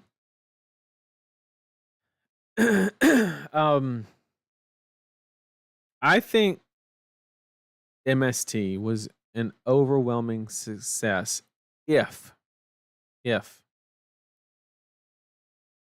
Rosetta can come in and change the meta in a meaningful way. So, if Rosetta comes out and most of the heroes, it's like bright lights where like they're playable, sure. Like Dash.io was like C tier, you know? Like if they're playable, but they're not like actively interacting in the meta more than 5%, then I would say MST is a failure in its current form without bans. But if they can keep the cards in the card pool right now and incorporate the Rosetta cards and heroes and them actively compete in the meta, then I think you have to say it's a success. Now, does that mean that they had to incorporate even more power creep to do so? That's the golden question. But I'm going to give them the benefit of the doubt until proven otherwise.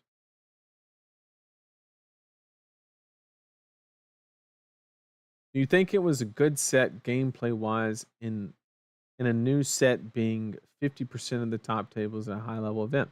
Well, I didn't go to Amsterdam because I didn't like meta. That was my personal decision and my personal, you know, how I felt about it. So that's pretty self-explanatory on what I directly thought about it. But, you know, I'm also okay with a game branching out and doing things that I don't necessarily placate to me. So I'm perfectly okay with doing that and kind of waiting. Brian Gottlieb said the LSS devs are anticipating Rosetta affecting the meta about as much as Heavy did. Well, then it has to be a success if what they're saying is true. The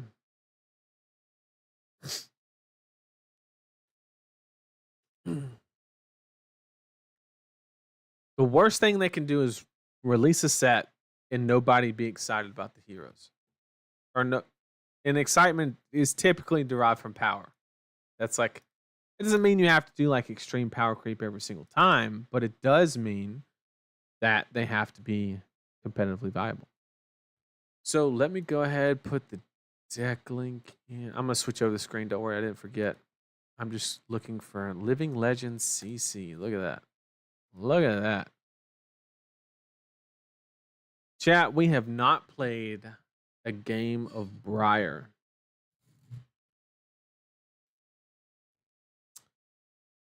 since US Nats a year ago.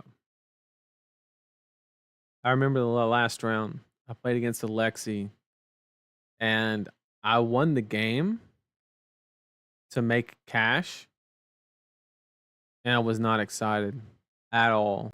I was actually just distraught because I knew it was my last match, right? Because the LL points had accumulated to 998, and she was going to win one Nats in some country, right? Because she was actually relevant in the meta. She wasn't like top, but like she was in there. And yeah, I think that. Yeah, I remember when I finished that game, I was just scooping up my cards, and I don't know. It was rough. It was rough.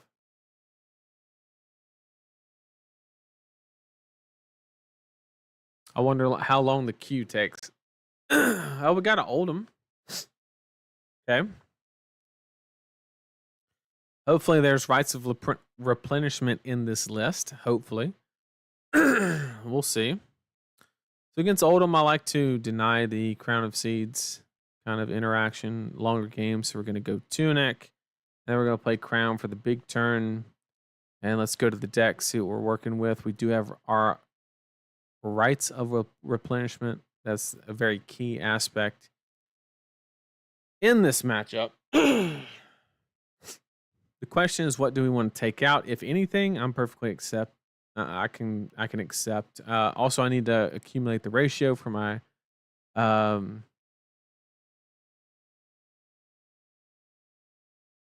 I need to get the ratio down because I count cards when I play Rune Blades. So we need to count our non-attack actions. We have a set of 3. That's 3, 6. Okay, well, they're gone. Okay. Well, we need to do it for the next person anyway. So we got 1, 2, 3, 4, 5, 6, 7, 8, 9, 10. So it's a 30-30 split, and we're throwing in 2 attacks. We have to take 2 attacks out, which would have to be probably standing order. It's probably like the least exciting out of these. Throw in rights.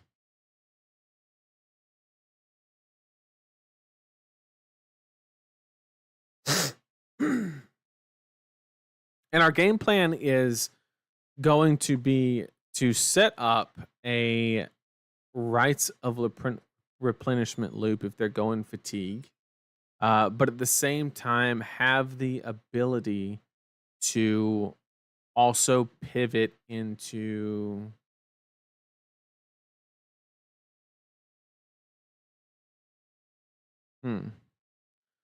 Sotomora is actually a pretty important card in this matchup, but at the same time, it's not massive.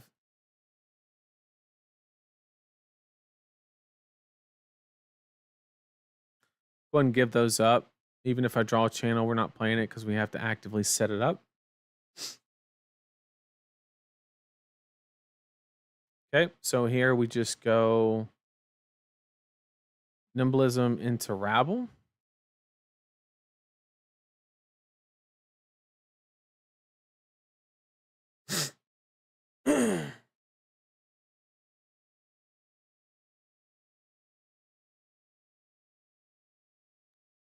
Yep, we're doing the whole fatigue thing. That's perfectly fine. So we have an in-game loop. It's basically taking rights of replenishment to then a whole nother level where you have the ability to ping yourself with the arcane if you keep your life total high enough, and you get to loop 9 damage, which kind of eats away with their whole strategy.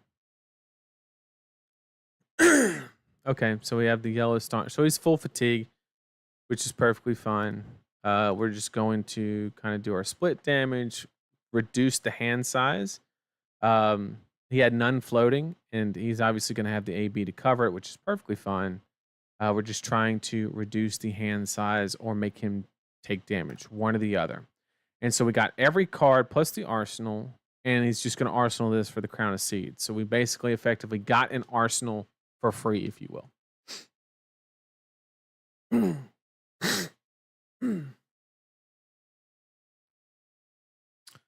Okay, so here is an interesting one.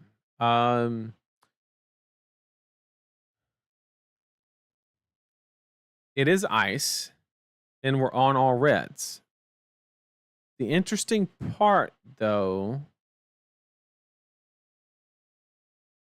Plunder Run, we need to get it in Arsenal. Which means maybe we're just okay taking the 4, playing Lightning Surge, pitching, and then sending 7, arsenaling the Lightning Surge Arsenal channel. Or we can bottom the channel. I think we have to keep the channel while the gas is in. So we're going to take the 4.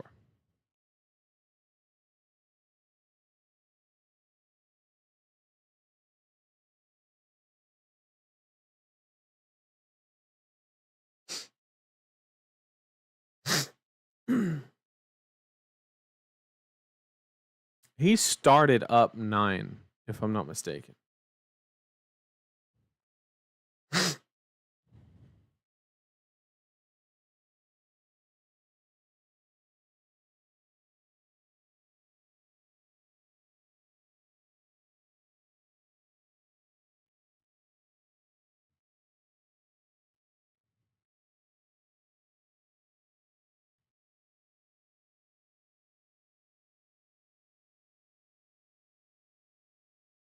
We're going to put the Channel Mount Heroic on the top of the deck, and then we're going to E-Strike, draw a card, get it back, and put it in Arsenal.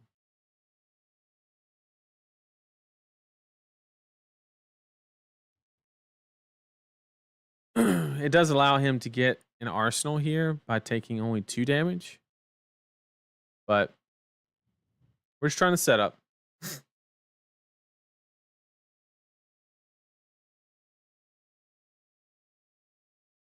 We have rights. It's gonna do its job. This works. All right, so we just jam it out here.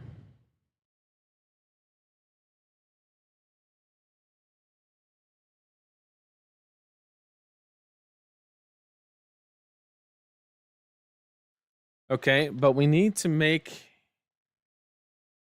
sure this says auras, right? This is an auras. That's one. So we have the go again secured. He's probably running Blizzard, which makes it a little iffy. But we do want to two-step the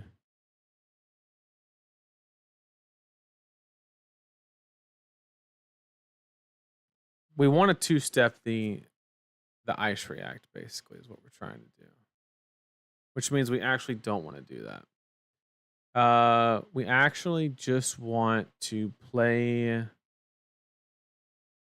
the swarming. I know it seems like a waste, but we're not trying. This is not the damage turn. It's the next turn. That's the one that matters.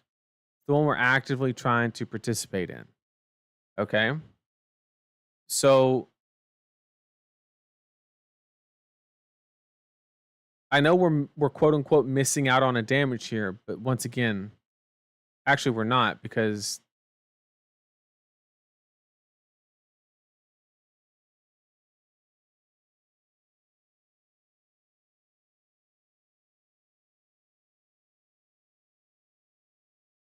question is, do we keep the Earth Lore Surge in hopes to keep the channel out for a second turn?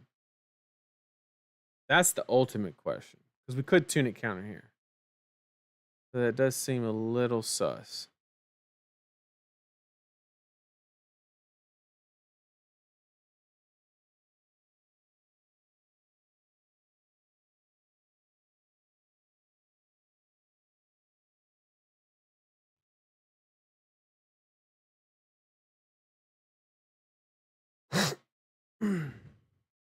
I know it looks crazy, chat, but once again, it doesn't matter.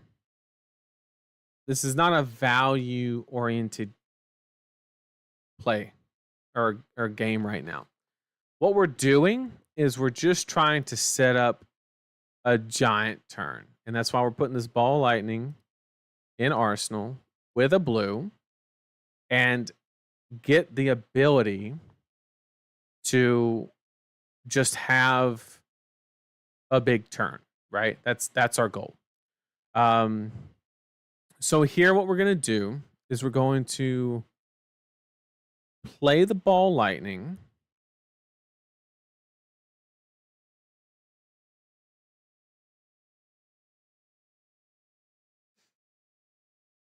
Can't gain go again, which is fine.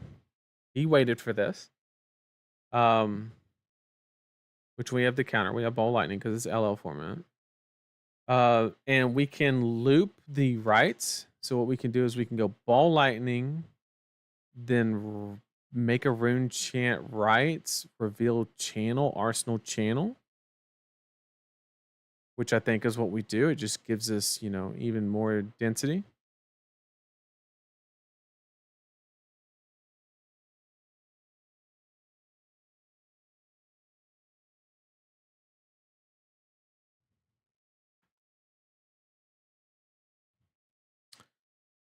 And that means that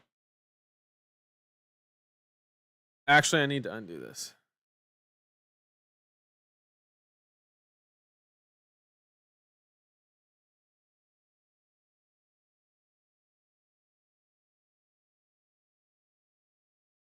I need to send that.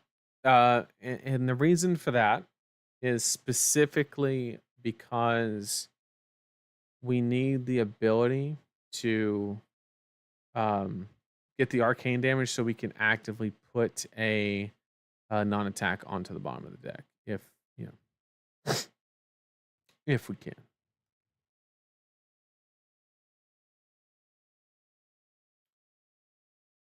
Are we going to staunch this? Yellow staunch, whatever. Yep. It's fine.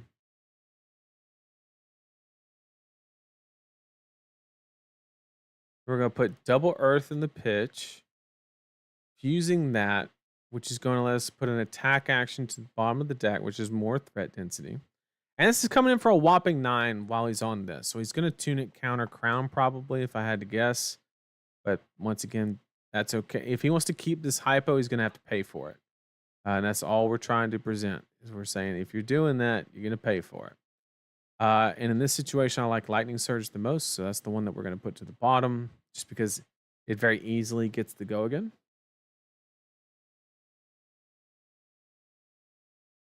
It does not have Sting, I believe. Sting Ball Ball was the GOAT.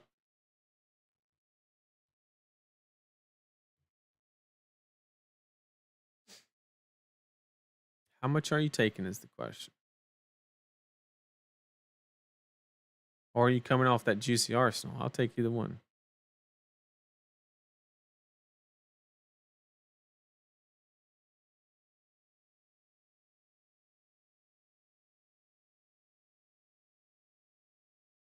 Okay, and we have double earth in the pitch, so we get to keep the Channel Mount Heroic, which is cool. And we have a second one for good measure. And then this is the hand where we just unload, right? So we have a couple options here, but it looks pretty self-explanatory. What we're going to do is we're just going to ball lightning. Then probably E-strike into standing order. And we do have the option to sync the channel for 2 effective. From a threat density standpoint, it is technically free because we're not utilizing the card. The question is, do we get a lot less value from it in the second cycle? Maybe.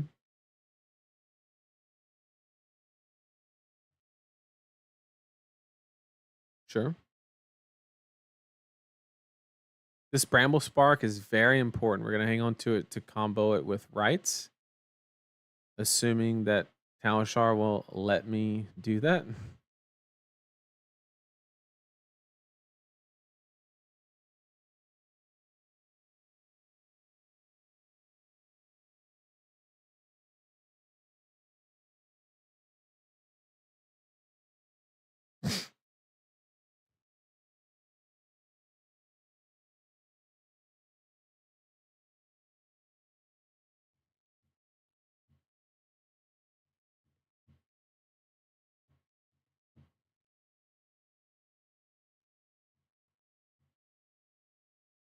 Yep.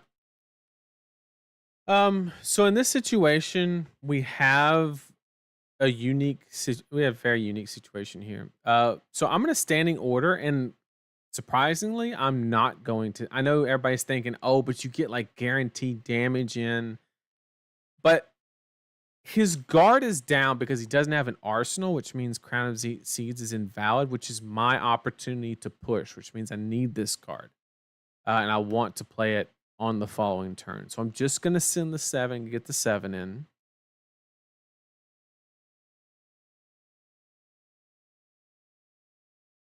And hopefully we draw an Earth. And we did. Okay, so what we're going to do is we are going to go ahead and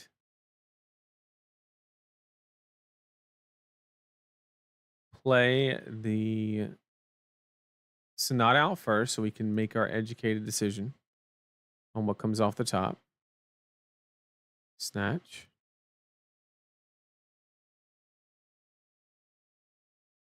Okay. Then we're going to play our Channel Mount Heroic. Specifically the one that is in Arsenal, so that way it's one more card that we can afford the Ice React if he chooses to do so. Although it's going to be... See how worse this hand is if we didn't have the one in Arsenal, right? We're like so susceptible to the Ice React. And we need to be able to push when he's not on an Arsenal. We have the Embodiment of Lightning, so we're going to push the Snatch here. Give it that good old go again. Yeah, CMH got 15 value. And if you notice, the cards are very quickly getting closer and closer and closer, and his life is getting lower and lower and lower. And that's the entire goal. And we're going to keep those bramble sparks in the deck as much as we possibly can. I know I just sunk one, although we just shuffled as well, so it's something we got to keep in mind. But yeah.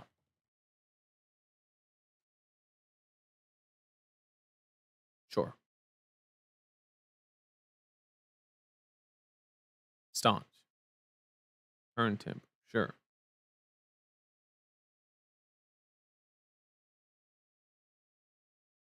Another 7. Good card to be on top.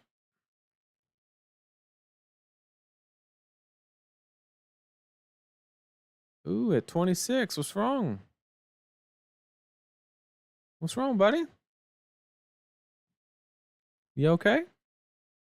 Oh, 22? With a CMH in play and a CMH in Arsenal? Somebody give him some milk. Okay. All right, this is good enough. So what we can do is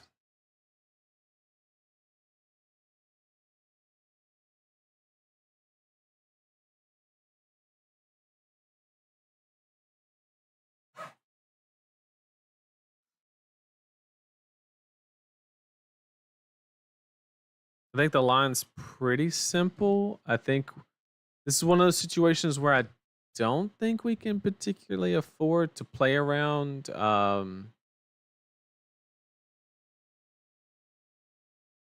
don't think we can afford to play around Ice React.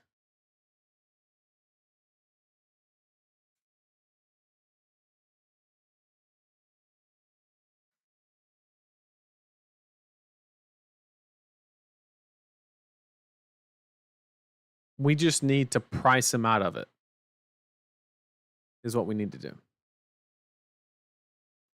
So he has to find a way to block 9 damage and Ice React if he wants to do it.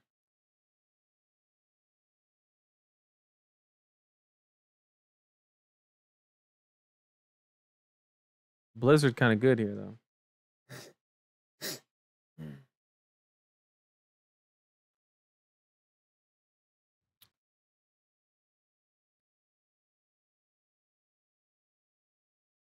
And see, Chad, I didn't lie to you. I said that my strategy was built-in recursion with damage stacking. And currently the damage stacking is pretty successful. It looks like I'm really far ahead. I'm actually not as far ahead as you would think. But okay. So do you Ice React is the question. There's the sink. Okay, so this is a full cover if you count everything.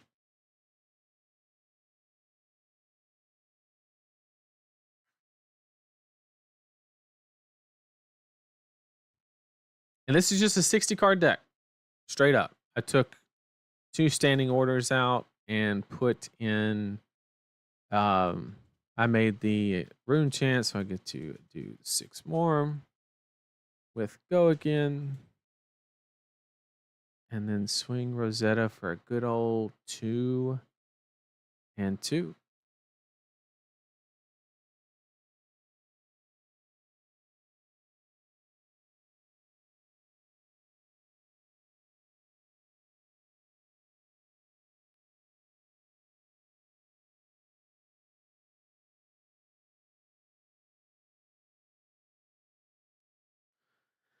Get to go.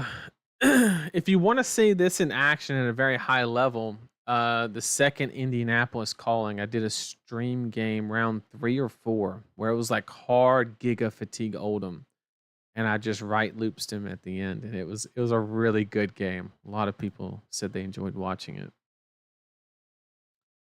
Okay, it does have the Ponder token, which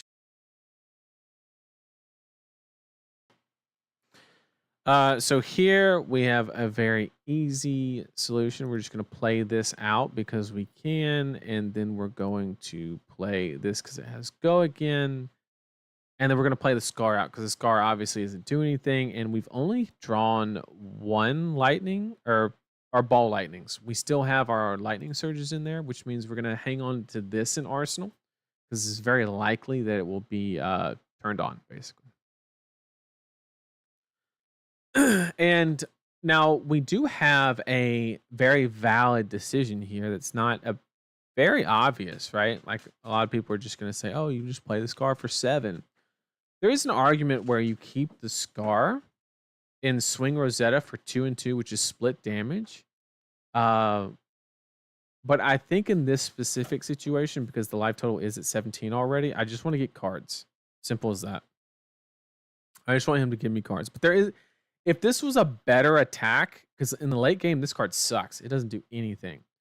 I would entertain the idea of possibly pitching it for Rosetta and keeping the threat density in the deck. Does have the staunch, that's fine. So he gets the arsenal. So it's basically no damage done.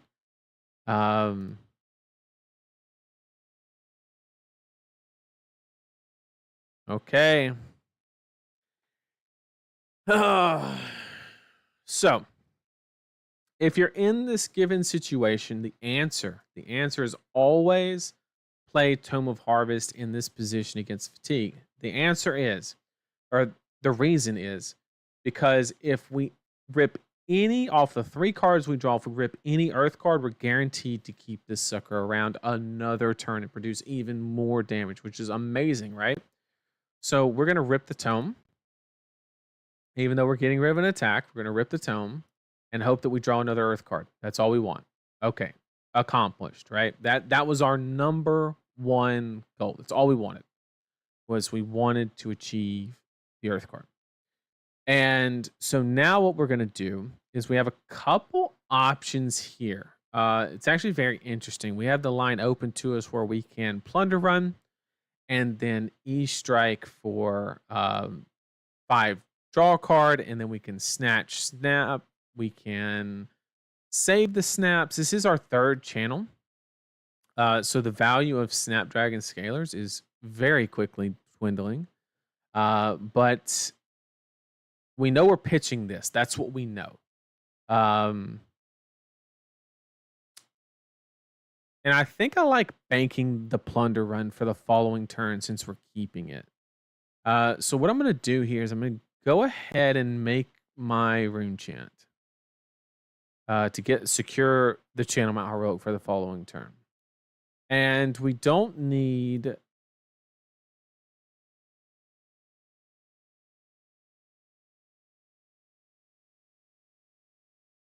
And then we're going to snap the Snatch into the Rosetta Thorn, arsenaling the Plunder Run for the following turn. So that way we have a better source of go again through in the embodiment, right? Because we're arsenaling the non-attack action. Since we're burning the snaps here for the go again. Also, depending on how the blocks line up, if this has the image on maybe we can get the Plunder Run snatched through, we could do it. It's very risky, and I highly doubt it because he has Crown and Tunic counter. I really don't think there's any world where Snatch would hit. But we also want the threat density value from the Plunder Run more specific. Do you think he's having fun or is watching anime on his other screen? Yeah, I never understood playing Fatigue. I love beating it.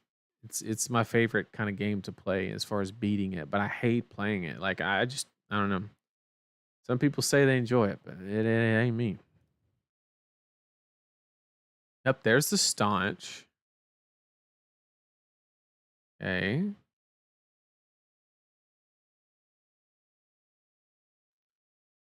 So it is interesting.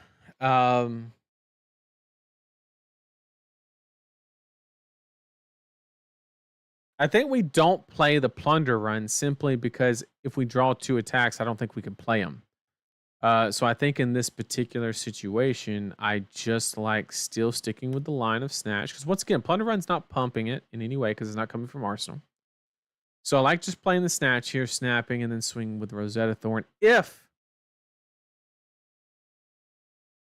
Okay, this is definitely a snap, not because he didn't block, but because The only way that he stops is if that's a staunch, which it probably is, right? He's not fooling anybody. But because that's a staunch, he's going to use these 2 resources. That means 4 damage is getting in with Rosetta, which is a good enough reason to snap here. So he is going to block this. I'm not snapping it because I think I'm drawing a card. Yeah, see. Didn't think I was going to do it, but I do know that I'm getting in 4 guaranteed damage with the Rosetta Thorn, dropping him to 14. And he's off an Arsenal. Or 3 damage because he's probably going to take his tunic counter here, which is fine by me. And then we have him off an Arsenal with our CMH up and a Plunder Run locked and loaded. Weren't you like the inventor of the Fatigue Briar deck? That is correct, but that was a very... I got invited to that event and I wanted to make a special deck. And I obviously it had to be Briar, and it was the only like unique take that I could think to bring Briar. But it was a little more aggressive leaning than say its final version. And then we're gonna Arsenal the Plunder Run and hopefully get an attack or 2. It'd be nice. Yeah. Okay, this is actually really interesting. We have a cup. Okay.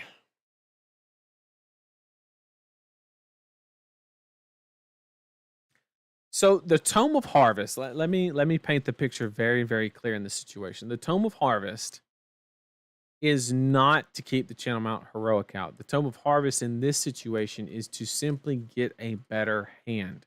So is trading, if we get double blue and we can actually do something with them, then like we just got super lucky. But that's like super unlikely. But the question is trading these, because we have tunic counter, we don't need the blue for any reason, period. Our current best play is Plunder Run, Anthem, Scar, Rabble, Swordswing, playing around Ice React with 2 on hits.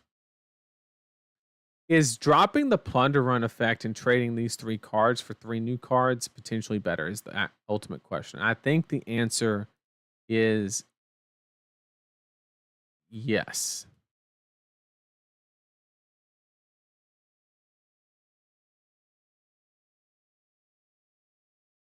Oh, wait, I don't want to play that. Sorry. I wanted to play Tome to get rid of it. Okay. So this is an interesting one because we have a couple options here. We can obviously go for the Force of Nature line, which is probably what we're going to go with because he's off an Arsenal. We just need to present 3 breakpoints, which is probably not the hardest thing to do on the planet. The question is, what are we doing with this bad boy? That's the ultimate question. We do have the ability to go ahead and pay into it. So let's go ahead and play Force. Get the fuse, because we want the +1. Pretty important, right? Then what we're going to do is we want to go ahead and pay into this. We're going to pay 2. And pitch the sow. That way, if we get an Autumn's Touch specifically, we can pitch it for Grasp and get 3 Earth cards in the pitch zone. So we want an Autumn's Touch here, actually, believe it or not. That's not so. Look at that, chat. Look at that, chat. This is exactly what we wanted. We wanted the blue Autumn's Touch. So now that we can pitch the Grasp of the Arknight and get 3 Earth cards in the pitch zone. So that's exactly what we're going to do. We get to preserve the tunic counter. We're going to go Scar because the embodiment's up. Then we're going to jam the Rabble, Arsenal, the Entwined Lightning. And then we're going to rip the Lightning Surge on the following turn to keep going. Oh, and this is draw a card on hit, chat.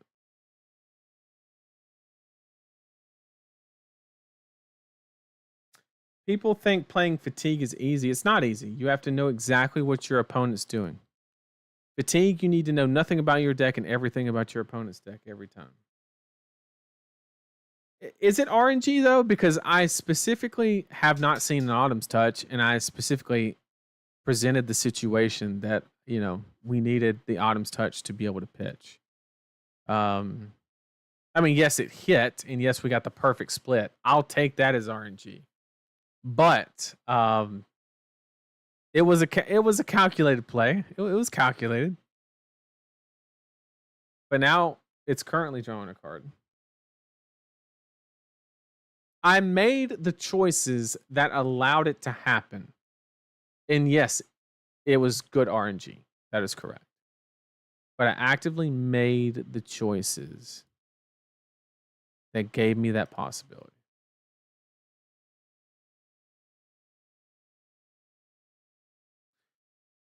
Okay.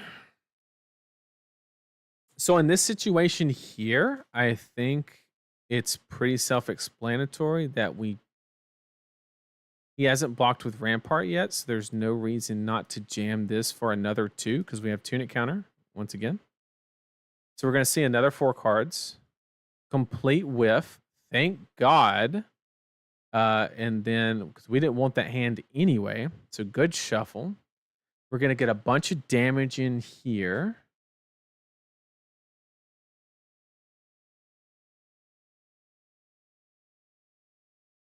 Regardless of the quantity of it, there's definitely still RNG involved. Oh, 100%. 100%. Yeah. It was a fortunate, but hey, RNG also just, I revealed 5 cards and they were all non-attacks. So like it works itself out. It works itself out. We still get the card here, which is cool. It either is an attack with Go again, maybe a lightning card would be amazing. But worst case scenario, this is actually good. We'll keep it. I'll expend the Tunic Counter here just to put this in Arsenal. So we'll Tunic Counter and just Rosetta Thorn, put that in Arsenal to help kind of get the Go Again engine going. Secure that.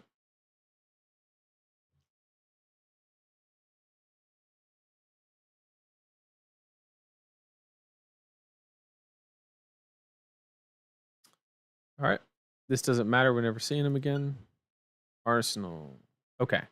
Hand is so bad, but we're going to make it work. We're going to go Plunder. Bramble to no effect.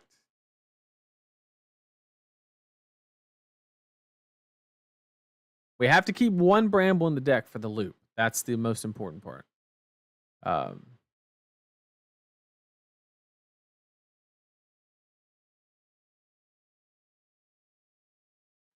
This is coming in hot for 10 and 1. So, like, you know, it's a tough spot for him.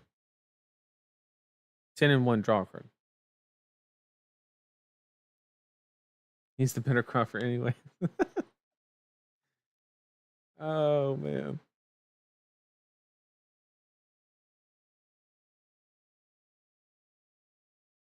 I tell you what, chat, I'm going to have to start charging these CMHs rent. They stayed around for so long.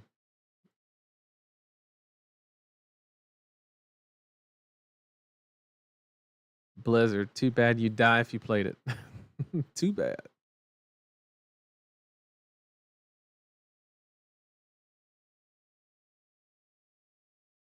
I'm actually okay with that. So he has 2 cards in hand and a card in Arsenal. Is there any world where we pay this with the inclination that it hits? There's no shot, right? It's going to be a 7 block.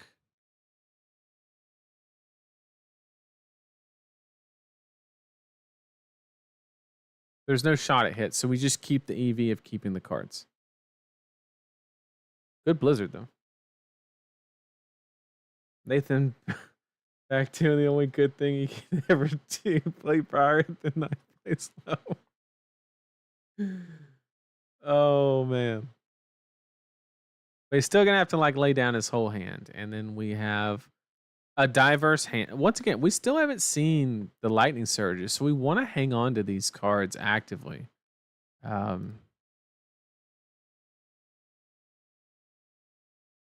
Okay. And the staunch. Okay, so we were right in our assessment that we knew it wasn't going to hit, and we basically just got an arsenal because if we would have paid for it, we would have to pitch both of them. So in this situation, I'm going to prioritize the attack because it's easier to play.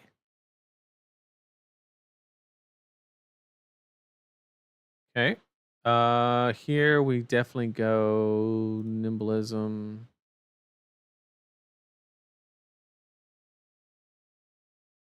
Into entwine, revealing this. Get that go agains.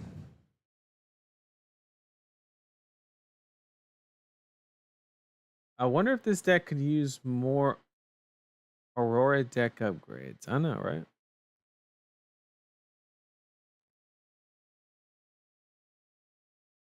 There's the staunch. Okay. So we have a couple options. We can kind of set up a little bit. We can throw a snatch. I'm actually going to take a little off the wall play and just swing Rosetta Thorn, pitching the snatch, arsenaling the lightning surge. So that way we're banking we haven't seen an earth card in a hot minute. So we're going to see an earth card probably. And we want to have the ability to have go. We just want to keep pressuring with that Rosetta Thorn. And the second we can get him off of an arsenal due to like a peace of mind or whatever the case may be, is like the second we are in there. Sure.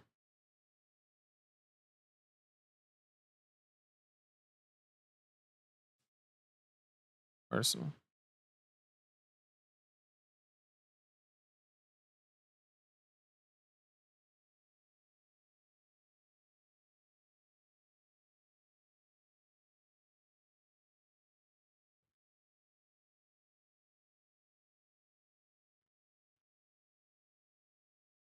We still have the other two in for this guy, so that's okay.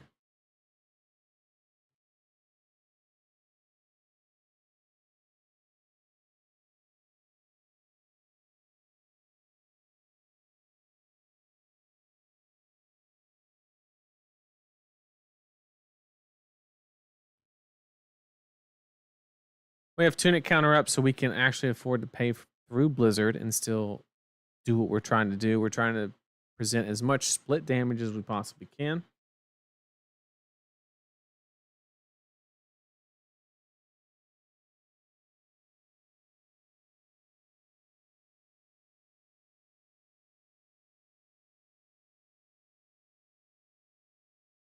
All right, so this will have go again.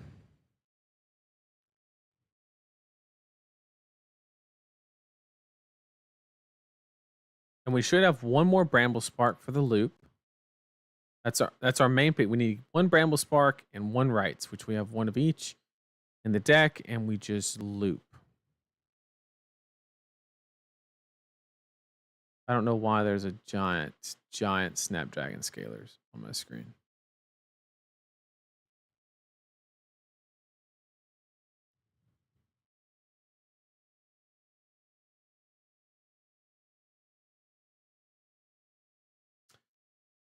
Okay, so we have a couple options here. I have no arsenal. Let me okay, it's gone. As for we could Rosetta, which is not guaranteed to leak anything. Or we can throw the Scar, which I don't like the idea of that. I don't want to hang on to it. The problem is I don't want to keep it in my hand. Not something I'm actively like trying to hang on to. Do we have any we have any Tome of Harvest left? Hmm.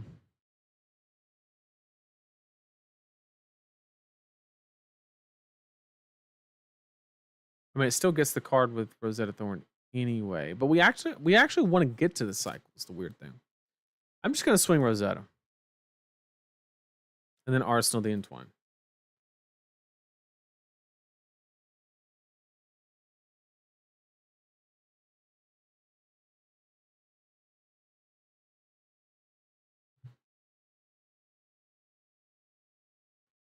Crown of Seeds, never saw it coming.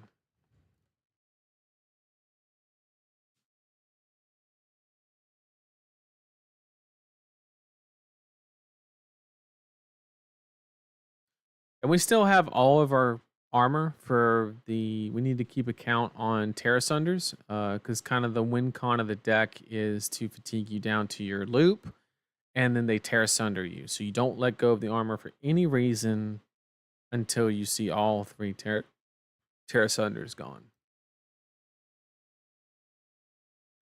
Looks like he is not going to leak one. Okay, so he's just going to Arsenal, so we're back in the same situation, which is fine. I'm actually going to Arsenal the Scar in case we draw the Tome, which we didn't. It's fun.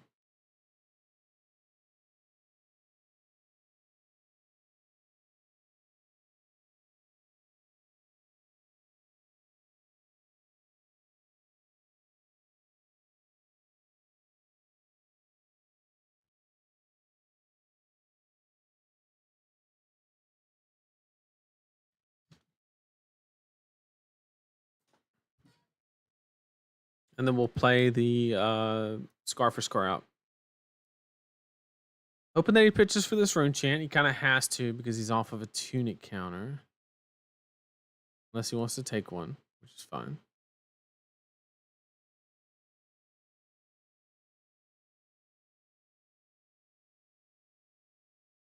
Oh, he used it for Crown of Seeds. That makes sense. Oasis got a pitch for that. He thinks I'm going to Rosetta. But joke's on him. I'm not. Just going to play the Scar on my Arsenal.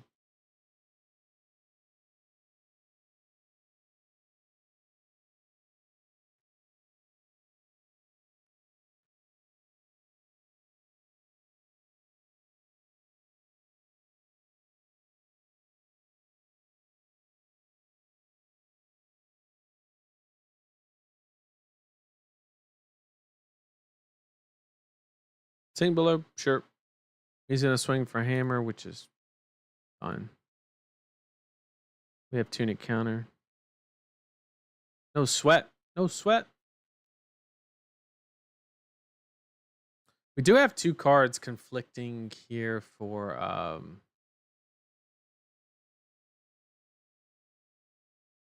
the Arsenal. I don't like that, but it's okay. It's not the end of the world. We are going to take the 4. We have life to work with. And what we're going to do is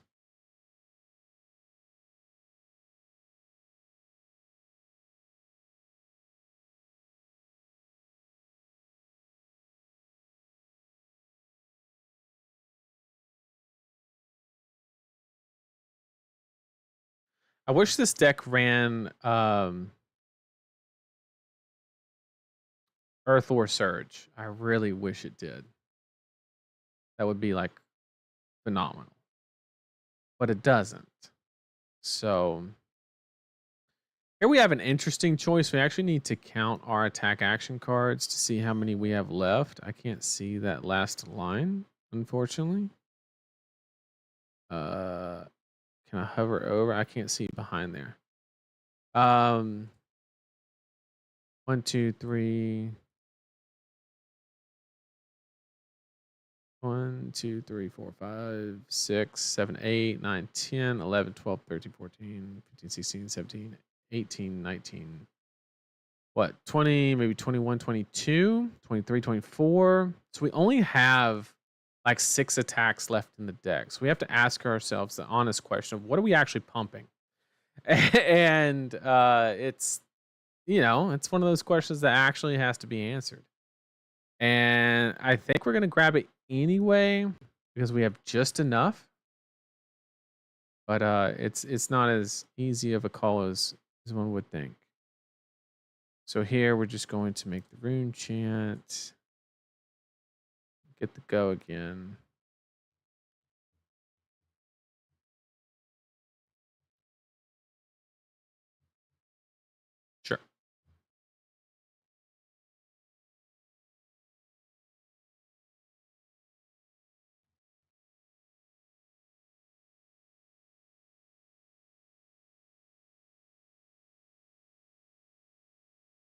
Then get a count on sigils. 1, 2. 1 sigil left. And we can incorporate the one good thing about rites of replenishment and grasp is we can incorporate the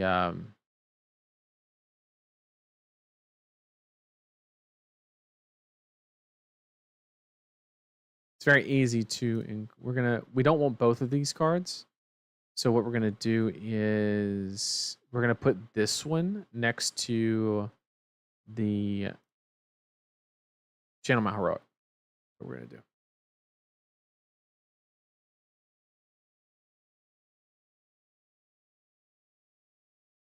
We still gotta hang on to that last Bramble Spark. Really, really important.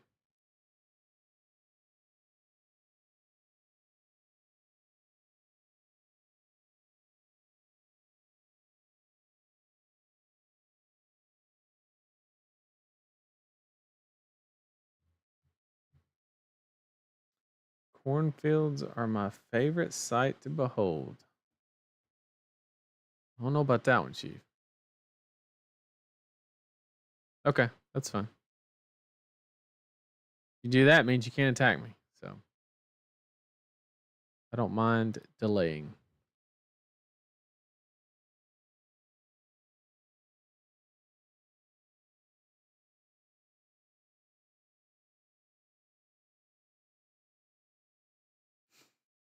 Hmm.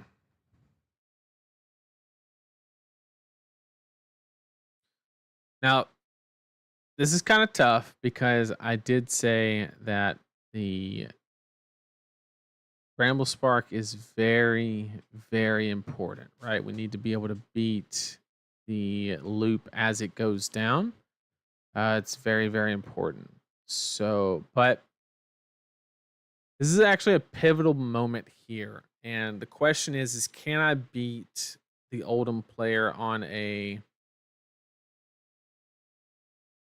So it's Heart gains 1, Crown prevents 1, Rampart blocks 1, Earth React is 5 damage prevention. So he leaks 1 every turn. Can we walk it down in enough time to where we can get there? Because we don't want to take the turn off. I think we have just enough runway. This could lose me the game, but I'm going to risk it.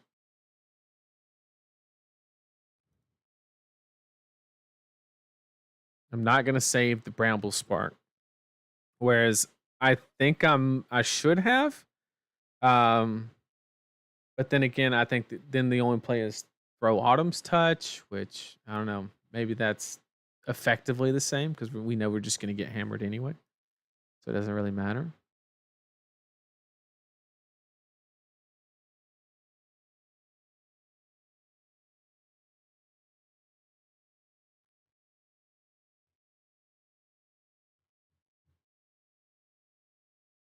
That could cost me, but I think I have just enough of a lead here to close it without needing the Bramble Spark interaction on the rites of replenishment. I think I do.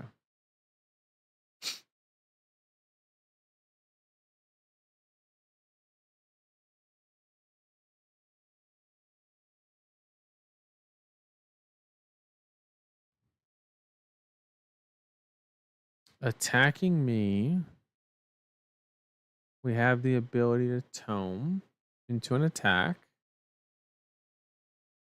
These plunder runs are getting a little congested.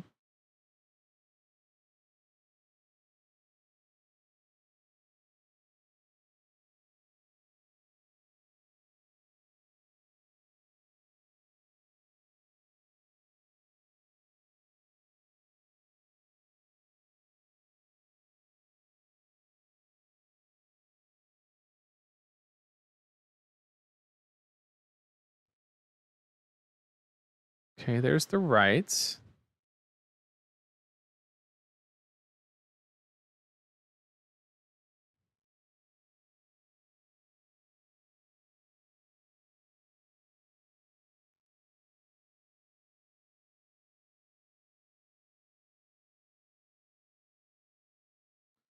Which means we Earthlore Surge. Getting go again. We Tunic counter, go to 2 resources, rights, show the Earthlore Surge. Wait, oh. Take Tunic counter, rights, show the Earthlore.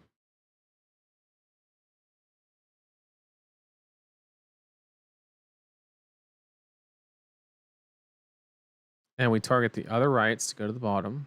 This now has go again, which gives us the ability to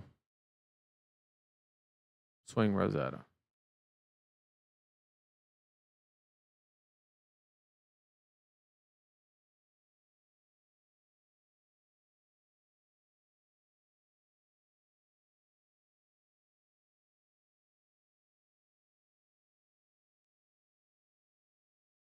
Which does get him off an arsenal?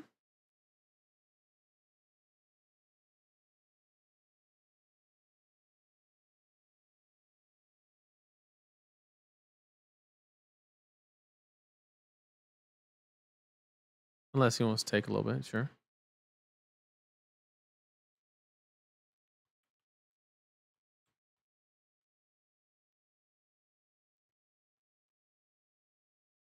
Sure. Okay, so this one's pretty straightforward. We are just going to play our So Tomorrow to get more gas, if you will. I wish I could get Bramble Spark actually but I cannot. It is not an option, unfortunately. So what we're gonna do is play the So, pitching the Autumns because that's the lowest hanging fruit. And we could Rights and then get another attack. I don't think that that's necessary. I think this is actually the better avenue. And then we're going to Plunder into the Snatch. And then Rosetta.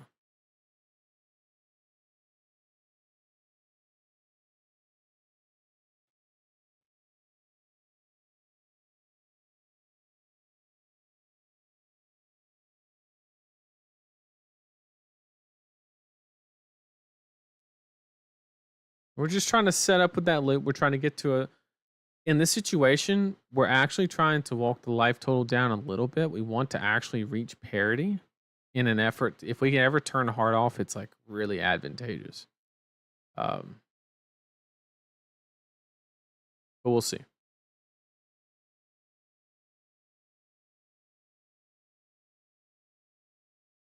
Any reason not to pay 2 for Grasp? Well, I kind of want this in Arsenal because I want to start playing my cards. I need to get down to where I'm doing the cycle. And this. This is another reason.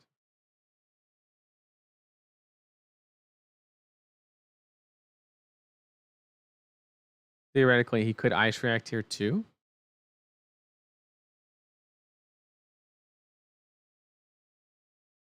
Got a block, boy.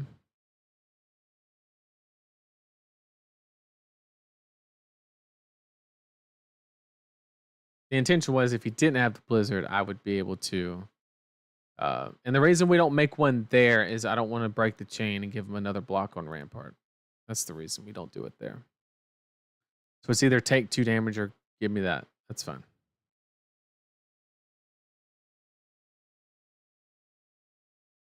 Oh, for the previous turn. I don't. We probably should have. You're probably right. I don't know. Brain's fried at this point. Okay. So here we are just going to... I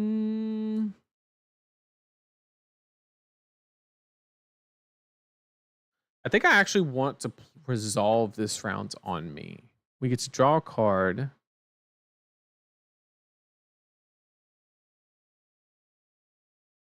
It's got to be a blue, right?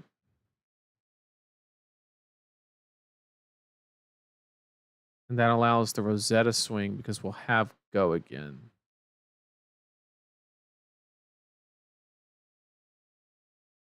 It does give him an extra card, which is not deal. But what harm does that actually do?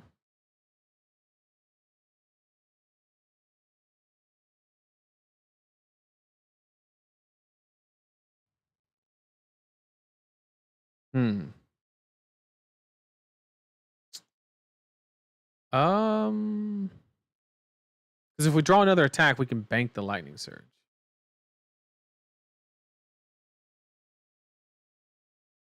No, we can't.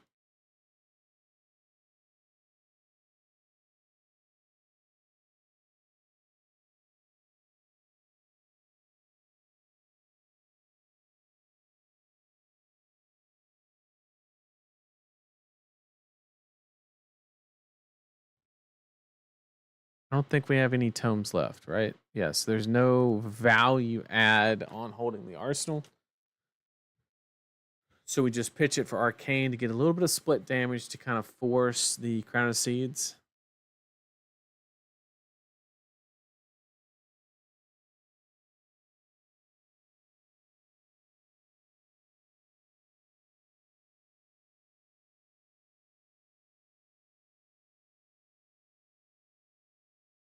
And we just need to get that loop going.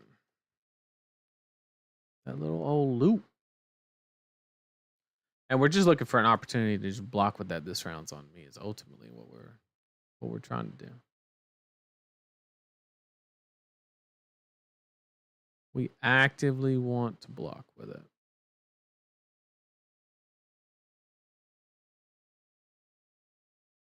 Okay. In this situation, I think we just do what is to be expected. Nothing crazy, right? Playing the plunder's kind of sus. We have to fuse. There's not 2 earth cards, so we just go there. Reveal that. It plays around. Plays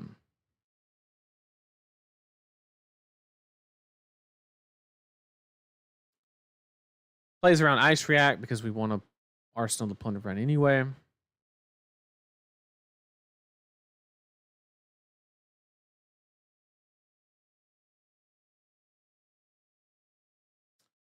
Why not arsenal the lightning surge and try to get 2 heroic pumps off of the next turn? It's because there's still 2 Terra Sunders in the deck, and I don't want to give them the space. I think currently the way things currently stand, I think that's the only way that I lose the game. Although the Bramble's kind of sus, I'm not gonna lie.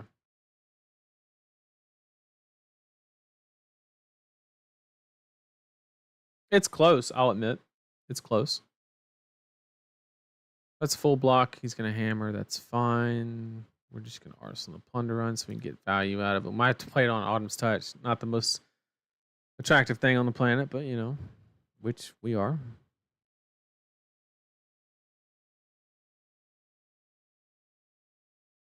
And we're gonna take it.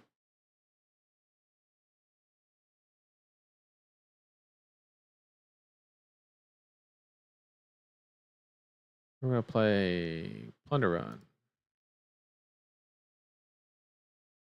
And channel.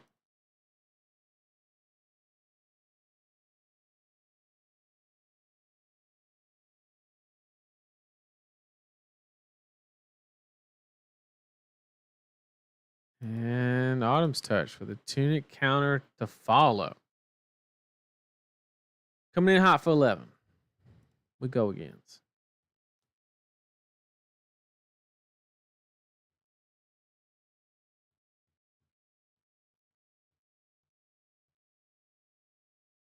I'm very confident that we will be able to keep. I don't know.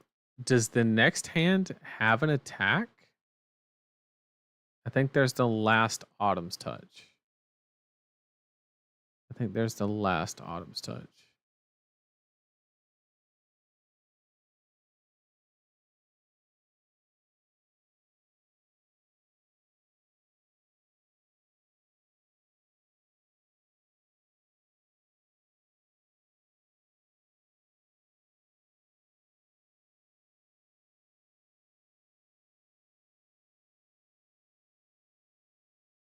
That'll leak what? If he's got to give me the card, which means he's off Crown of Seeds, which we take. We take those.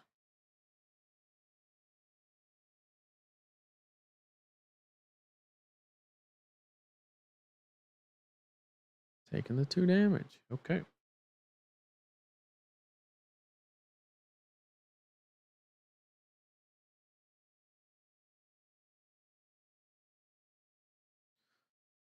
Okay, there's the Autumn's Touch that we talked about.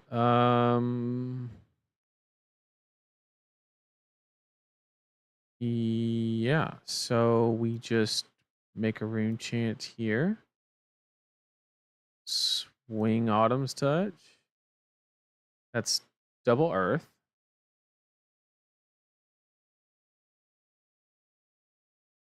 So we keep it around for the rights.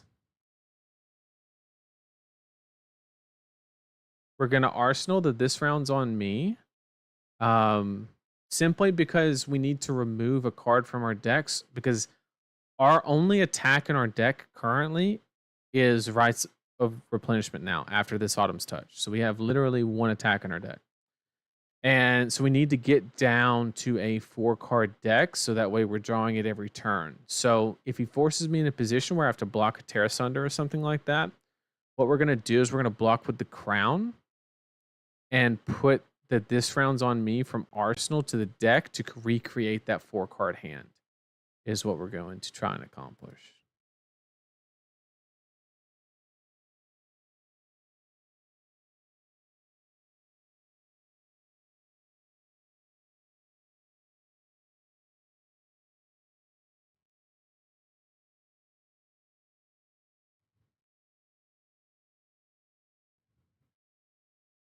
Okay. So once again, it's super, super important that we get down to a 4-card deck. Or actually, we don't even need to. We just need to make sure that we... Yeah, because it's going to go to the bottom. That'll be 3. So we're fine where we are. We don't need anything particular. We know there's earth cards right there. So I think we can literally just...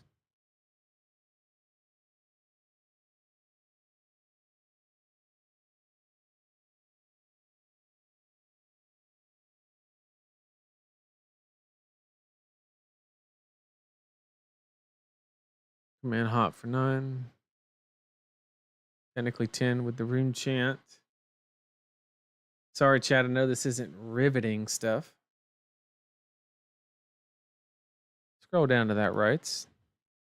And see, if we would have kept the Bramble Spark in, the interaction that I was trying to explain earlier was basically you can play the Bramble Spark and ping yourself with the Arcane, because I'm at 24, right? I got plenty of life.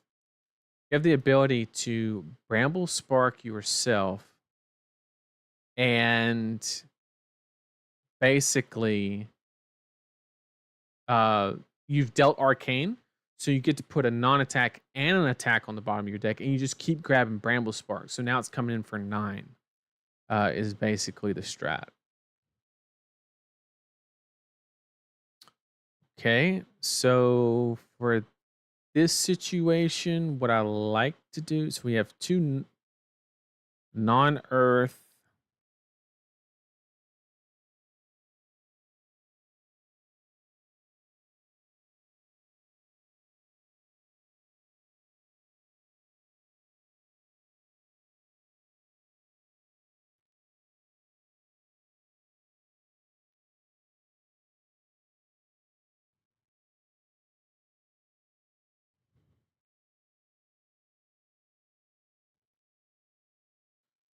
Yeah, we can afford to do that.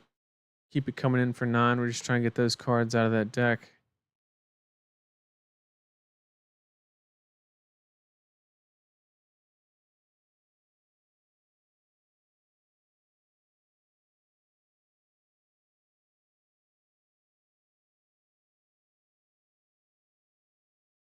Yeah, because if you go to Bramble Spark, it says the text on it is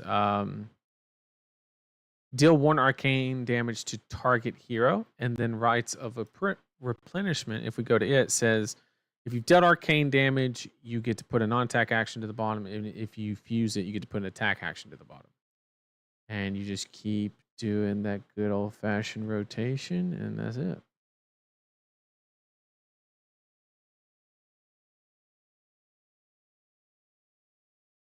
So we had to play the pulse. That sucks to suck.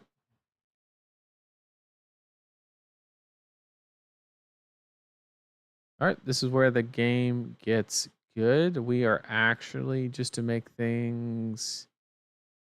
Yeah, we actually don't have to budge here, so we're not going to block. There's no active reason to.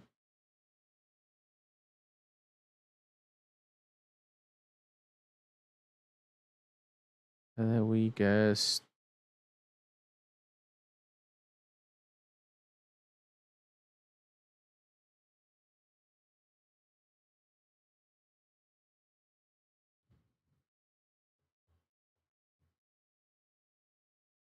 Doop, doop, doop. How fitting is it? We just had a whole discussion on fatigue, and here we are. It's actually hilarious.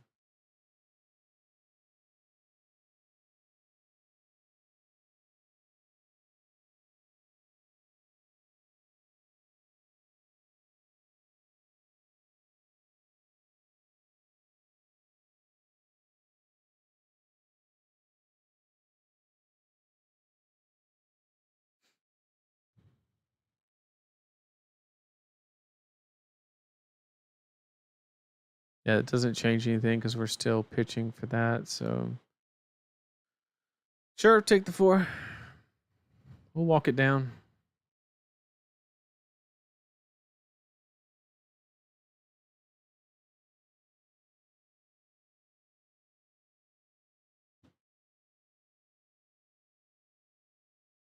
Why is there not a Control V button? Or just wanna do the loop. I don't want to keep clicking it. Kind of lame. Well, Talishar lets you target yourself. I'm not sure. I've never actually done it on Talishar, but I don't think it will unless you go into the settings menu and actually do the full control mode or whatever they call it. Yeah, the always hold priority. I think that's the only time it'll actually give you the window.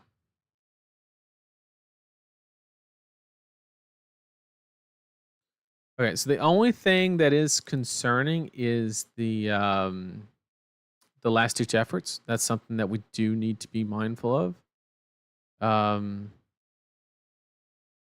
don't think it's a particular problem yet. Let's make sure we got all those terrace unders. 1, 2. There's 1 left in there. He's hiding it from us, begging us to use our armor, and I don't think we're going to do it. I guess it only takes it to 5, so what we can do is we can crown here. And nope, that isn't. I don't like that.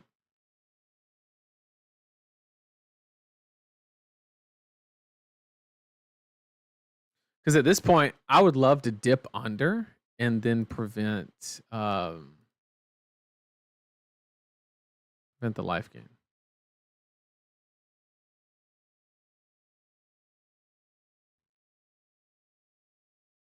Because if we turn off heart, he's like dead, right? Or he leaks even faster. So, but this game's way different if I'm dealing 9 damage, right? That's the impact of the Bramble Spark, and I made a play that like was super risky. I don't think it was really necessary. Now that I think about it, that makes this a lot closer than it should be.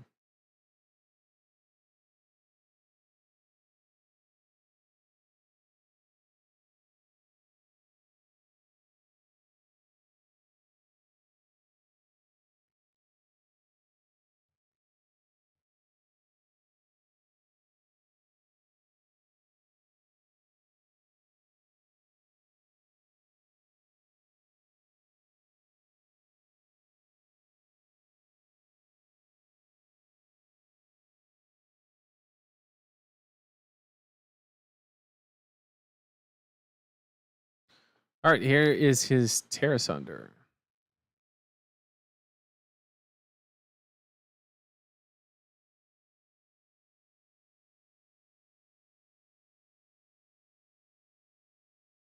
No tear asunder? Really?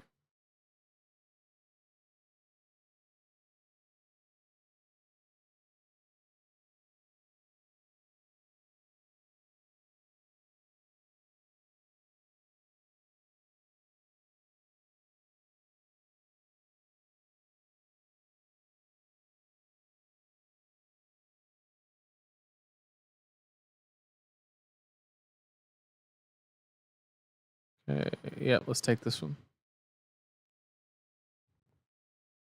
And then on the next one, what we're gonna do is like start using our armor. Just go ahead and start using it. We just need to get underneath him so he stops gaining life.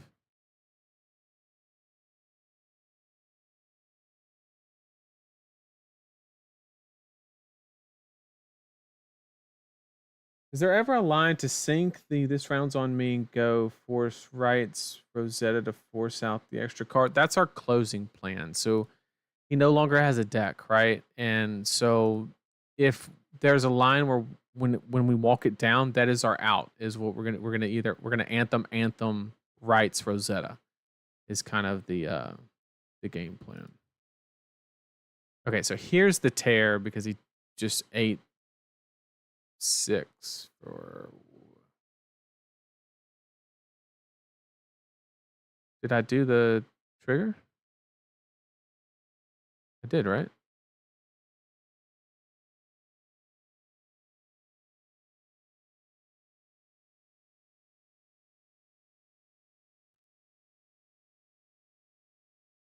Okay, last ditch. Cool.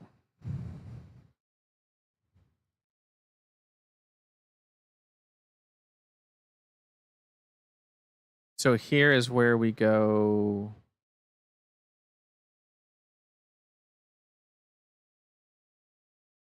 I think he even has a tear, right?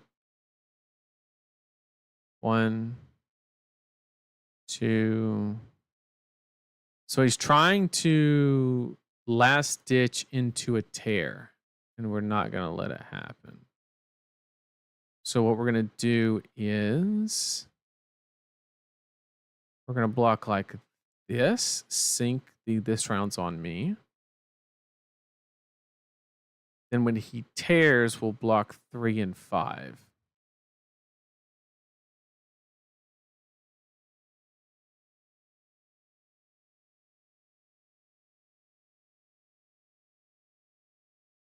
Or we can block even more. Doesn't really matter.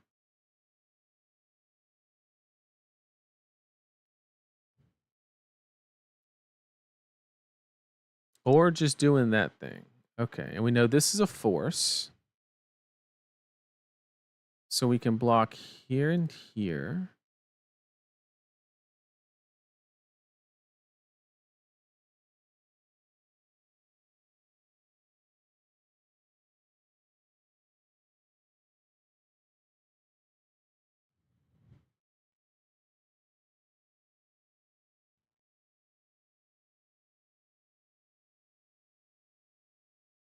He has 1 block card, right?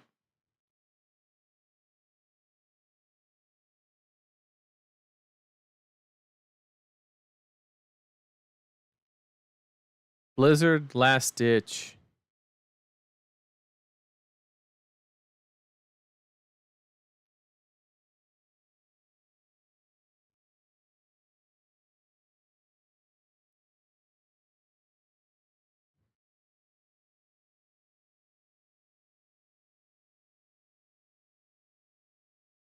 No ability to crown.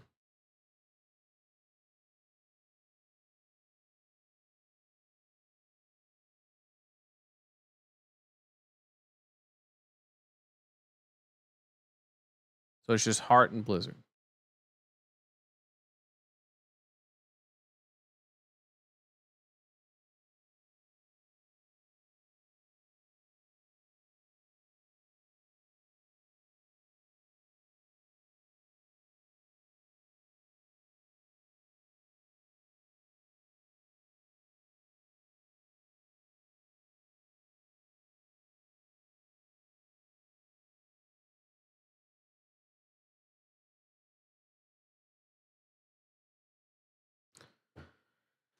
G.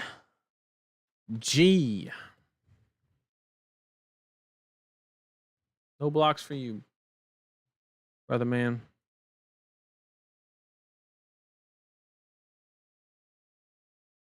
I thought I only counted 2 tears. Am I blind? 1, 2.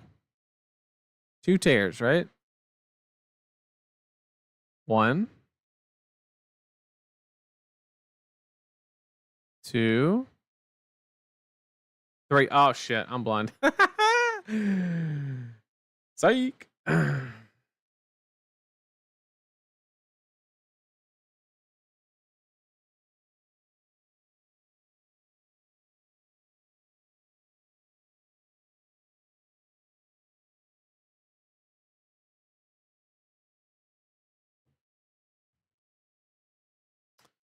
Well,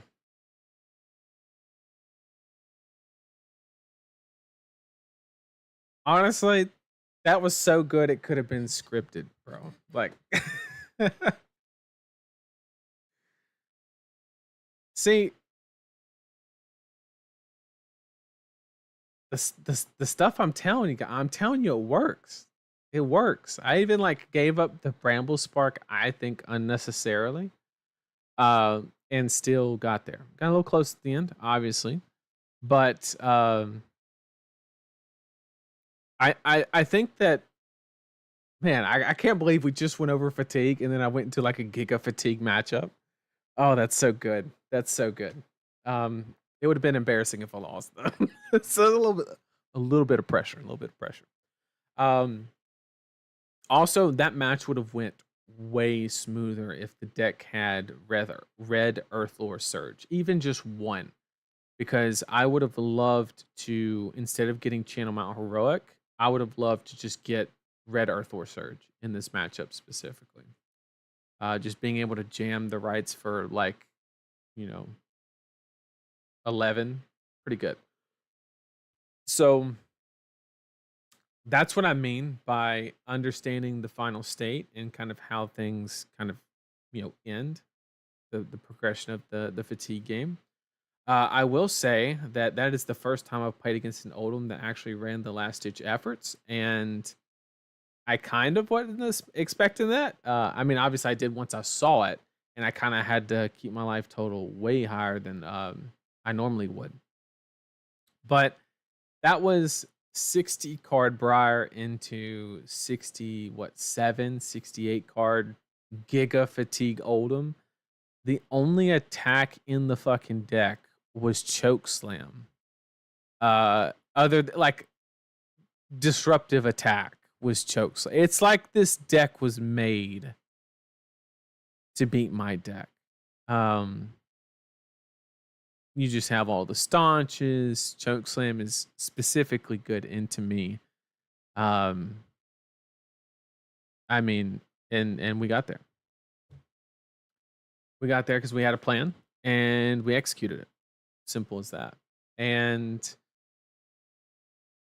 yeah, I hope everybody got something through like the thought processes of that game. And I'm sorry, my brain's like fried. I was like in the tank trying to stack and stuff like that. I'm giga fried right now. So that's definitely going to be the last one for tonight. It took it all out of me, but I do enjoy those games because, like chat mentioned, it was an hour and 15 minutes, so I get to win for even longer.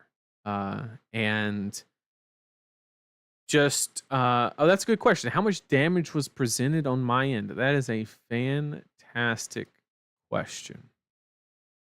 I presented 323 damage. Total damage threatened. And what did my slide say? 290 something? Once you account for like the recursion, the life gain, all that stuff. I'm telling you, it's almost like the stuff that I'm saying is accurate. I'm just saying. Just throwing that out there. Just throwing that out there. No, but that was a lot of fun. One of my favorite type of matches to play. And I enjoy it. I thoroughly enjoy it. It's a puzzle that has to be solved. You have to go about it a very specific, certain way. They played it very well. Um, they they knew what to block. They had the hypo and arsenal. When I played down the channel Mount Heroic, I mean, the player definitely knew what they were doing. Um, Hypo, I don't think is a super good counter to this deck particularly anymore, because you do have like the extra go agains from ball lightning and whatnot. So it is still effective. Don't get me wrong, but I just don't think it's as effective in the LL format. So if you have any questions, post them in chat now. I would love to answer them. And after I answer whatever questions are left, I think I'm going to call it. But I really do appreciate everybody being here. And we'll get back on those learning curve episodes sooner rather than later. Sorry, I really do apologize for the long gap between episode 1 and episode 2. I'm looking to release an episode on a weekly or bi-weekly basis. That is my goal. And we're going to keep that instead of, I think it's been a month since the first episode. I really do apologize for that. I'm sharing the stream with everyone I know tonight. I appreciate that. Yeah, if anybody has any questions on how to beat fatigue, I got you. I still stand by wanting a TheCardGuyz Switch Week where each of you plays another TheCardGuyz specialty hero on your live streams for the week. You know what? Let me talk to the guys and we might do that next week. I don't know what everybody's plans are, but that sounds like something cool to do. My first hero was technically Dory. I think the only one that I think I couldn't actively play to a decent level would probably be Prism. But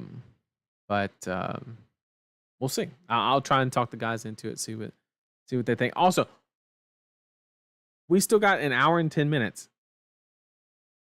We have, well, I don't want to put that out there. Sorry. I don't know. I don't know if he wants that information out there. So I was gonna say something, but yeah, I really do appreciate everybody being here, and thanks for all the info. It's really helpful the way you explain things. I appreciate that. If you have any feedback, I appreciate it. Whether it's good, bad, say you don't like the layout, do this. I'm all for it. I just want to produce a better product so that way people get more value. That's what it's all about. Nathan played Prism, Will play Viscera or something, Josh played Victor, Ed played Dory. Me playing Prism, bro. I mean, I would try, but I would try. Playing Briar, man. I tell you what.